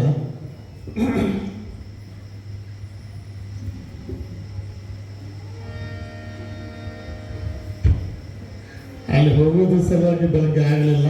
ಆದರೆ ಇವತ್ತು ಸಾಯಂಕಾಲ ಅಂದ್ರೆ ಎಲ್ಲ ನಿಮ್ಮ ಯೋಗ ಅಂತ ನಿಮ್ಮ ಭಾಗ್ಯ ಅದು. ಇವತ್ತಿನ ದಿವಸ ಹಿರೇನಂದಿಯ ಆ ಚನ್ನಬಸವಣ್ಣನ ಸ್ಥಾನದವರು ಬಂದು ಇಲ್ಲಿ ಪ್ರಸಾದವನ್ನು ಕೊಡೋದಕ್ಕೂ ಇಲ್ಲಿ ಗುರುಗಳ ಕ್ರಿಯಾಪಾದೋದಕ್ಕೂ ನೆರವೇರೋದಕ್ಕೂ ವಿಶೇಷ ಇದಕ್ಕೆ ಏನಂತಾರೆ ಅಂದರೆ ಯೋಗ ಅಂತ ಕರೀತಾರೆ. ನೀವೇನು ಹಿಂಗೆ ಮಾಡ್ಕೋರಿ ನಾವು ಪಾದೋದಕ್ಕೆ ಕೊಡೋಕ್ಕೆ ನೀವೇನು ಬಯಸಿಲ್ಲ. ಆದರೆ ಬಯಸಿ ಬಂದುದು ಅಂಗಭೋಗ, ಬಯಸಲಾರದೆ ಬಂದುದು ಲಿಂಗಭೋಗ ಅಂತ ಕರೀತಾರೆ. ನಮಗೆ ಬಯಸಲಾರದೆ ಬಂದಿರತಕ್ಕಂತಹದ್ದು ಇದು ಲಿಂಗಭೋಗ ಅಂತಕ್ಕಂತಹದ್ದು. ಅಲ್ಲಿ ಚನ್ನಬಸವಣ್ಣನ ಪುರಾಣ ಪ್ರಾರಂಭ ಮಾಡಬೇಕು. ಈ ಮಠದೊಳಗೆ ಚನ್ನಬಸವ ಪುರಾಣ ನೆರವೇರಿತು. ಆ ಚನ್ನಬಸವ ಪುರಾಣ ಪ್ರಾರಂಭ ಆಗಬೇಕಾದ್ರೆ ಎಲ್ಲಿಂದ ಪುರಾಣ ಮೆರವಣಿಗೆ ಮಾಡಿದ್ರು ಅಂದ್ರೆ ಅಜ್ಜವ್ರು ಹಿರೇನಂದಿಂದ ಇಲ್ಲಿವರೆಗೆ ಆನೆ ತಂದು ಮೆರವಣಿಗೆ ಮಾಡ್ಕೊಂಡು ಬಂದಿದ್ರು ಮೊದಲಿಗೆ. ಕಾರಣ ಏನಂದ್ರೆ ಚನ್ನಬಸವಣ್ಣ ಅಲ್ಲಿ ಬಂದು ಹೋಗಿರ್ತಕ್ಕಂತಹ ಸ್ಥಾನ ಅಂತಕ್ಕಂಥದ್ದು. ಆದರೆ ಅದರ ಪ್ರಜ್ಞೆ ನಮಗೆ ಯಾರಿಗೂ ಇಲ್ಲ ಅಂತ ಹೇಳ್ತಾರದ್ದು. ಅದನ್ನು ನಾವು ಪ್ರಜ್ಞೆಯೊಳಗೆ ಇಟ್ಟುಕೊಂಡು ಅದು ನಮ್ಮ ಭಾವದೊಳಗಿತ್ತಂದ್ರೆ ಫಲ ಕೊಡ್ತದೆ ವಿನಃ ಭಾವದಲ್ಲಿಲ್ಲ ಅಂದರೆ ಫಲ ಕೊಡೋಂಗಿಲ್ಲ. ಎಲ್ಲದಕ್ಕೂ ಯಾವುದು ಮುಖ್ಯ ಅಂದ್ರೆ ಭಾವನೆ ಅಂತ ಹೇಳ್ತಾರೆ. ಅದಕ್ಕೇ ಶರೀಫ್ ಸಾಹೇಬ್ರನ್ನು ಭಾವವೇ ದೇವ ಎಂಬೇನು ಅಂತ ನಮ್ಮ ಜೈಸಾ ಭಾವ ತೈಸಾ ದೇವ ಅಂತ ಹೇಳ್ತಾರೆ. ಆ ಭಾವ ಇದ್ದಂಗೆ ಆ ಪರಮಾತ್ಮ ನಮಗೆ ಏನಂತಕ್ಕಂಥ ಎಲ್ಲ ಭಾವದಂತೆ ಬಗೆಹೊಲಿದು ಬರ್ತದೆ. ಭಾವ ಇಲ್ಲದೆ ನಾವು ಏನು ಮಾಡಿದ್ರೂ ಸಹಿತ ಅದಕ್ಕೆ ಫಲ ಇಲ್ಲ. ಅದಕ್ಕೆ ನಾವು ಏನು ಅಂದರೆ ಆ ಚನ್ನಬಸವಣ್ಣನ ವಿಶೇಷವಾಗಿರ್ತಕ್ಕಂತಹ ಸ್ಥಾನದಿಂದ ಬಂದಿದ್ದೇವಲ್ಲ, ಆ ವಿಶೇಷ ಸ್ಥಾನದಿಂದ ಬಂದಿರತಕ್ಕಂಥವರ ದಾಸೋಹ ಅನಂತರದೊಳಗೆ ಆ ಚನ್ನಬಸವಣ್ಣ ಎಲ್ಲೆಲ್ಲಿ ಅಂದರೆ ಕಲ್ಯಾಣದ ಕ್ರಾಂತಿಯಾದ ನಂತರದಲ್ಲಿ ಸಂಚಾರ ಮಾಡ್ಕೊತ ಎಲ್ಲಿ ಬರ್ತಾನೋ ಈ ಧರ್ಮದ ಜಾಗೃತಿಗಾಗಿ ಉಳುವಿಗಾಗಿ ಮೊದಲ ಎಲ್ಲಿ ಉಳುವಿ ತಯಾರಾಗಿದ್ದಿಲ್ಲರಿ ಅದು ಉಳುವಿ ಮೊದಲ ತಯಾರಾಗಿಲ್ಲದು ಹೋಗಿ ಉಳಿದ ನಂತರ ಅದಕ್ಕೆ ಉಳುವಿ ಅಂತ ಹೆಸರು ಬಂತು. ಆ ಎಲ್ಲಿ ಆತ ಶರಣರ ಜೊತೆ ಶರಣರಿಗೂ ಮತ್ತು ಬಿಜ್ಜಳನ ಸೈನಿಕರಿಗೂ ಎಲ್ಲಿ ಕಾದಾಟ ಆತೋ ಅದೇ ಕಾದರವಳ್ಳಿ ಅಂತ ಹೆಸರಾತು. ಆ ನಂತರ ಮುರುಗೋಡಕ್ಕೆ ಯಾವಾಗ ಹೊಳೆ ಬರ್ತೈತೆ ಸೈನ್ಯ, ಅಲ್ಲಿ ಶರಣರಿಗೆ ಅವ್ರಿಗೆ ಯುದ್ಧ ಆಗಿ ಬಿಜ್ಜಳನ ಸೈನ್ಯ ಅನ್ನತಕ್ಕಂತಹದ್ದು ಮುರಿದು ಹೊಡಿತನ ಮುರುಗೋಡು ಅಂತ ಆತು. ಹೀಗೆ ಚನ್ನಬಸವಣ್ಣನ ವಯಸ್ಸು ಎಷ್ಟು ಆ ಟೈಮ್ನಲ್ಲಿ ಕಲ್ಯಾಣದ ಕ್ರಾಂತಿ ಆದಾಗಂದ್ರೆ ಕೇವಲ 14 ವರ್ಷ ವಯಸ್ಸು ಅವ್ರಿಗೆ ಅವಾಗ. ಈಗ ನಮ್ಗೆ 14 ವರ್ಷದ ಹುಡುಗರು ಎಷ್ಟನೇತೆ ಇರ್ತಾವ್ರಿ? ಎಷ್ಟು 6 ಅಥವಾ 7ನೇತೆ ಇರಬೇಕು. 5 14 ಇಟ್ಟಾಗ್ಬೇಕ್ರಿ, 8ನೇತೆ ಇರ್ತಾವೆ. 8ನೇತೆ ಹುಡುಗರಿಗೆ ಏನು ಗೊತ್ತಾಗತ್ರಿ? ಈಗ 8ನೇತೆ ಇದ್ದ ಹುಡುಗರಿಗೆ ಮಡಿಯೊಳಗೆ ತಂದೆ ಸತ್ತ, ತಾಯಿ ಸತ್ತ, ಎಲ್ಲರೂ ಕೈ ಬಿಟ್ಟು ಆದ್ಮೇಲೆ ಹುಡುಗ ಹೆಂಗಾಗತ್ತೆ? ಅನಾಥ ಆಕತ್ತಲ್ಲ. ಹಂಗೆ ಇಡೀ ಕಲ್ಯಾಣದೊಳಗೆ ದೊಡ್ಡ ಕ್ರಾಂತಿ ಎಬ್ಬಿಸಿರು ಬಸವಣ್ಣ. ಕ್ರಾಂತಿ ಮಾಡಿ ಸುಮ್ಮ ಕಲ್ಯಾಣದೊಳಗೆ ಹೋಗಿ ಬಸವಣ್ಣ ಐಕ್ಯ ಆದ ಈ ಕಡೆ ಪ್ರಭುದೇವ ಶ್ರೀಶೈಲಕ್ಕೆ ಹೋದರು. ಎಲ್ಲರೂ ಹೋದ ನಂತರದೊಳಗೆ ಕೇವಲ 8ನೇತೆ ಹುಡುಗ, ಹಿಂಗೆ ನೀವು ಕಲ್ಪನೆ ಮಾಡ್ಕೋಬೇಕು ಅದನ್ನು. 8ನೇತೆ ಹುಡುಗ ಇಡೀ ಒಂದು ಸಮೂಹವನ್ನು ಬೆನ್ನು ಕಟ್ಟಿಕೊಂಡು ಈ ಅದರ ಉಳುವಿಗಾಗಿ ಅಂತಂದ್ರೆ ಈ ಧರ್ಮದ ಉಳುವಿಗಾಗಿ ಅಲ್ಲಿಂದ ಎಲ್ಲಿ ಅಂದರೆ ಕಲ್ಯಾಣದಿಂದ ಉಳುವಿವರೆಗೆ ಹೋದರು, ಹೋರಾಟ ಮಾಡ್ಕೊತವ್ರು. ಅವರು ಅಂತಹ ಧರ್ಮ ರಕ್ಷಣೆಗಾಗಿ ಹೋರಾಟ ಮಾಡ್ಕೊತ ಹೋದರು. ಎಲ್ಲೆಲ್ಲೇ ಅದು ಹೊರಗಡೆ ಬಯಲಿಗೆ ಬೀಳೋದಲ್ಲ, ಎಲ್ಲಿ ಬೆಜ್ಜನ್ನ ಸೈನಿಕರು ಅದಾರ ಅಂದರೆ ಬೇರೆ ಕಡೆ ಮುಚ್ಚಿಟ್ಟು ಹೋಗ್ಬೇಕು. ಹೀಗೆ ನಮ್ಮ ಕನ್ನಡದ ತಾಯಂದಿರು ಅಂತಕ್ಕಂಥವ್ರು, ಕನ್ನಡದ ಗರತೆಯರು ಅಂತಕ್ಕವರು ಆ ಉಳುವೆ ಬಸವಣ್ಣ ನನ್ನ ಮುಚ್ಚಿ ಇಟ್ಟುಕೊಂಡು ಬಾ ನಮ್ಮ ಮನೆಯೊಳಗೆ ಉಳಿ ಅಂತ ಹೇಳಿ ಅದಕ್ಕನೇ ಏನಾಯ್ತಂದ್ರೆ ಕನ್ನಡದ ಗರತೆಯರ ಹಾಡಿನೊಳಗೆ ಒಂದು ಹಾಡಾಯ್ತು, ಕೇಳಿರ್ಬೇಕು ನೀವು. ಉಳುವೆಯ ಬಸವಣ್ಣ ಉಳಿಯೋ ನಮ್ಮ ಮನೆಯಾಗ ಹಾಲ ಕುಡಿಯಾಕ ನೀರ ಜನಕ ಆ ಬಂದ ನಮ್ಮ ಮನೆಯಾಗ ಉಳಿಯಪ್ಪ, ನಮ್ಮ ಮನೆಯಾಗ ಉಳಿಯೋ ಬಸವಣ್ಣ ಉಳಿ, ಹಾಲು ಕಾದವು, ನೀರು ಕಾದವು, 8ನೇತೆ ಹುಡುಗನ ತಾಯಿಗಳು ಎಬ್ಬಿಸ್ಬೇಕಂತ. ಹಂಗೆ ಕನ್ನಡದ ಗರತಿಯರು ಆ ಶಿಶುವಿನನ್ನು ಎಬ್ಬಿಸಿ ಆತ ವಯಸ್ಸಿನಲ್ಲಿ ಸಣ್ಣ ಇರ್ಬೋದು, ಬುದ್ಧಿಯಲ್ಲಿ ಮಹತ್ತರವಾಗಿರ್ತಕ್ಕಂಥ ಇದ್ದ. ಅದಕ್ಕೆ ಏನಂದ್ರೆ ಎಲ್ಲೆಲ್ಲಿ ಹೋಗ್ತಾರೆ ಅಲ್ಲಲ್ಲಿ ತಮ್ಮ ಕುರು ಹೀಗಾಗಿ ಏನು ಮಾಡಿದರು ಅಂತಂದ್ರೆ ಅಲ್ಲೆಲ್ಲ ಬಸವಣ್ಣನ ಮೂರ್ತಿಗಳನ್ನು ಸ್ಥಾಪನೆ ಮಾಡ್ತಾ ಬಂದರು. ಅಂತಹದ್ದರೊಳಗೆ ಯಾವುದು ಅಂತಂದ್ರೆ ಈ ಹಿರೇನಂದಿಯ ಬಸವಣ್ಣ ಅಂತಕ್ಕಂತಹದ್ದು, ಆ ಒಳಗಿನ ಬಸವಣ್ಣನ ಕುರುಹ ಅಂತಕ್ಕಂತಹದ್ದು. ಆ ಕುರುಹನಿಗೆ ಆ ಅರಿವಿನ ಕುರುಹ ಆಗಿರ್ತಕ್ಕಂತಹ ಬಸವಣ್ಣನ ಊರಿನವರಿಂದ ಇವತ್ತಿನ ದಿವಸ ದಾಸೋಹ ನಡೆದಿದೆ. ಆ ದಾಸೋಹದ ಸಂದರ್ಭದಲ್ಲಿ ಇವತ್ತು ಕ್ರಿಯಾಪಾದೋದಕ ನಡೆದಿದೆ ಅಂತಂದ್ರೆ ಅದೆಲ್ಲವೂ ನಮ್ಮೆಲ್ಲರ ಅಹೋಭಾಗ್ಯ. ಇದಕ್ಕೆ ಯಾರ ಕಾರಣೀಭೂತರು ಅಂತಂದ್ರೆ ಮೌನ ಮಲ್ಲಿಕಾರ್ಜುನಪ್ಪನವರ ಆ ಒಂದು ದಿವ್ಯ ಕೃಪೆ ಅಂತಕ್ಕಂತಹದ್ದು ಇದಕ್ಕೆ ಕಾರಣೀಭೂತವಾಗಿರ್ತಕ್ಕಂತಹದ್ದು. ಹರ ಓಂ ನಮಃ ಸೋಮಾಯ ಚ ರುದ್ರಾಯ ಚ ನಮಃ ಸ್ಥಾಮ್ರಾಯ ಚ ವರ್ಣಾಯ ಚ ನಮಃ ಶೃಂಗಾಯ ಚ ಪಶುಪತೇ ಚ ನಮಃ ಉಗ್ರಾಯ ಚ ಭೀಮಾಯ ಚ ನಮೋ ಅಗ್ರೇ ಬದಾಯ ಚ ದುರೇ ಬದಾಯ ಚ ನಮೋ ಹಂತ್ರೇಶ ಹನ್ಯಸೇ ಚ ನಮೋ ರಕ್ಷಭ್ಯೋ ಹರಿಕೇಶೇಭ್ಯೋ ನಮಸ್ತಾರಾಯ ಚ ಸ್ತಾರಕಾಯ ಚ ನಮಸ್ತಾರಾಯ ಚ ಸ್ತಾರಕಾಯ ಚ ನಮಃ ಶಂಭವೇ ಚ ಮಯೋಭವೇ ಚ ನಮಃ ಶಂಕರಾಯ ಚ ನಮಸ್ಕರಾಯ ಚ ನಮಃ ಶಿವಾಯ ಚ ಶಿವತರಾಯ ಚ ನಮಸ್ತೇರ್ಥಾಯ ಚ ತೇಜಾಯ ಚ ನಮಃ ಪ್ರಾರ್ಯಾಯ ಚ ಗಾರ್ಯಾಯ ಚ ನಮಃ ಪ್ರತರಣಾಯ ಚ ಉತ್ತರಣಾಯ ಚ ನಮೋ ಆತರ್ಯಾಯ ಚ ಲಾಭ್ಯಾಯ ಚ ನಮಃ ಷಷ್ಠಾಯ ಚ ಪ್ರೇಮ್ಯಾಯ ಚ ವಾಹ್ಯಾಯ ಚ ಹರ ಓಂ ಶಂಚ ಮೇ ಮಯಶ್ಚ ಮೇ ಪ್ರಿಯಂಚ ಮೇ ನುಕಾಮಶ್ಚ ಮೇ ಕಾಮಶ್ಚ ಮೇ ಸೌಮನಸಶ್ಚ ಮೇ ಬದ್ಧಂಚ ಮೇ ಶ್ರೇಯಶ್ಚ ಮೇ ವಶಶ್ಚ ಮೇ ಯಶಶ್ಚ ಮೇ ಭಗಶ್ಚ ಮೇ ದ್ರವಿಣಂಚ ಮೇ ಯಂತಾ ಚ ಮೇ ಧರ್ತಾ ಚ ಮೇ ಕ್ಷೇಮಶ್ಚ ಮೇ ಧೃತಿಶ್ಚ ಮೇ ವಿಶ್ವಂಚ ಮೇ ನಹಶ್ಚ ಮೇ ಸಂವಿಶ್ಚ ಮೇ ಜ್ಞಾತ್ರಂ ಚ ಮೇ सुश्च मे प्रसूश्च मे शिरं च मे लयं च मे ऋतं च मे अमृतं च मे यक्ष्मं च मे नामयश्च मे जीवातुश्च मे दीर्घायुत्वं च मे नमित्रं च मे अभयं च मे सुगं च मे शयनं च मे सौषा च मे सुदीनं च मे हरहालोम् इडा देवहुर्मणोरद्दद्धिर्बृहस्पतिरुत्तामदानशयं शशब्दश्व देवा सुप्तवाचः प्रथमे मातर्मामाहग्गं सर्वमधुमनुष्य मधुजनिष्य मधुवक्ष्यामि मधुवदिष्यामि मधुमतं देवेभ्यः वाचमुद्दास्सुरं शुश्रूषण्यां मनुष्येभ्यस्तं मा देव अवन्तु शोभायै पितरो न वदन्तो हरः ॐ शान्ति शान्ति शान्तिः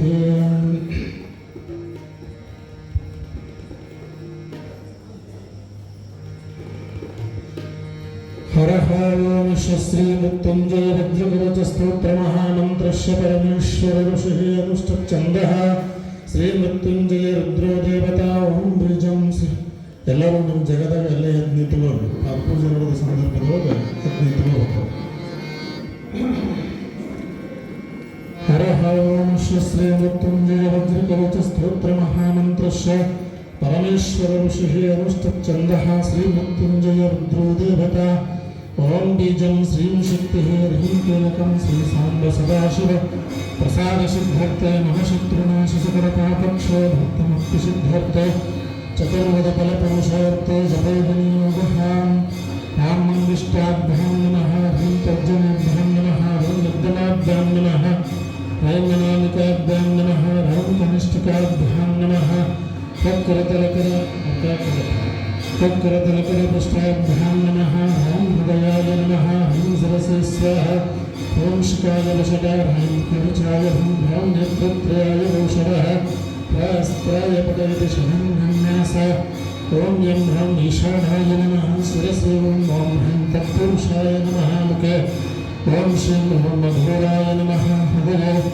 ॐ नं ह्रीं वामदेवाय नमः गुह्ये ॐ नं ह्रं सिद्धोजाताय नमः पादद्वये ॐ बृहत् पञ्चब्रह्ममन्त्रैर्देहन्यासकौर्याप्त ॐ भूर्भुवस्वः पूर्वे प्रथमनासश्च आग्नेयं त्रिपुरान्तक दक्षिणे कालिनाशश्च नैऋत्यां सर्पभूषण पश्चिमे वामदेवश्च वायव्यां कामसंहर उत्तरे च विरूपाक्षैश्वर्यमीश्वरस्तदा आकाशे योमकेशश्च पाताले जगत्पतिः दिग्बन्धनं कुर्यात् ॐ मृत्युञ्जयं जटाजूटचन्द्राङ्कुसहस्रकोटि प्रकाशं कामदहनं पञ्चाननं नीलकण्ठ त्रिनेत्रदशभुजपाशाङ्कुरपरशुत्रिशूलवज्रकड्गडमरुग घण्टागट्वाङ्गसहितमदयहस्तं नागाभरणमनेकदिव्य तेजोमयमेतादृशलक्षणमिक्षतं परशुं ध्यायेत् अतो घोरमहामन्त्रजपं कुर्यात्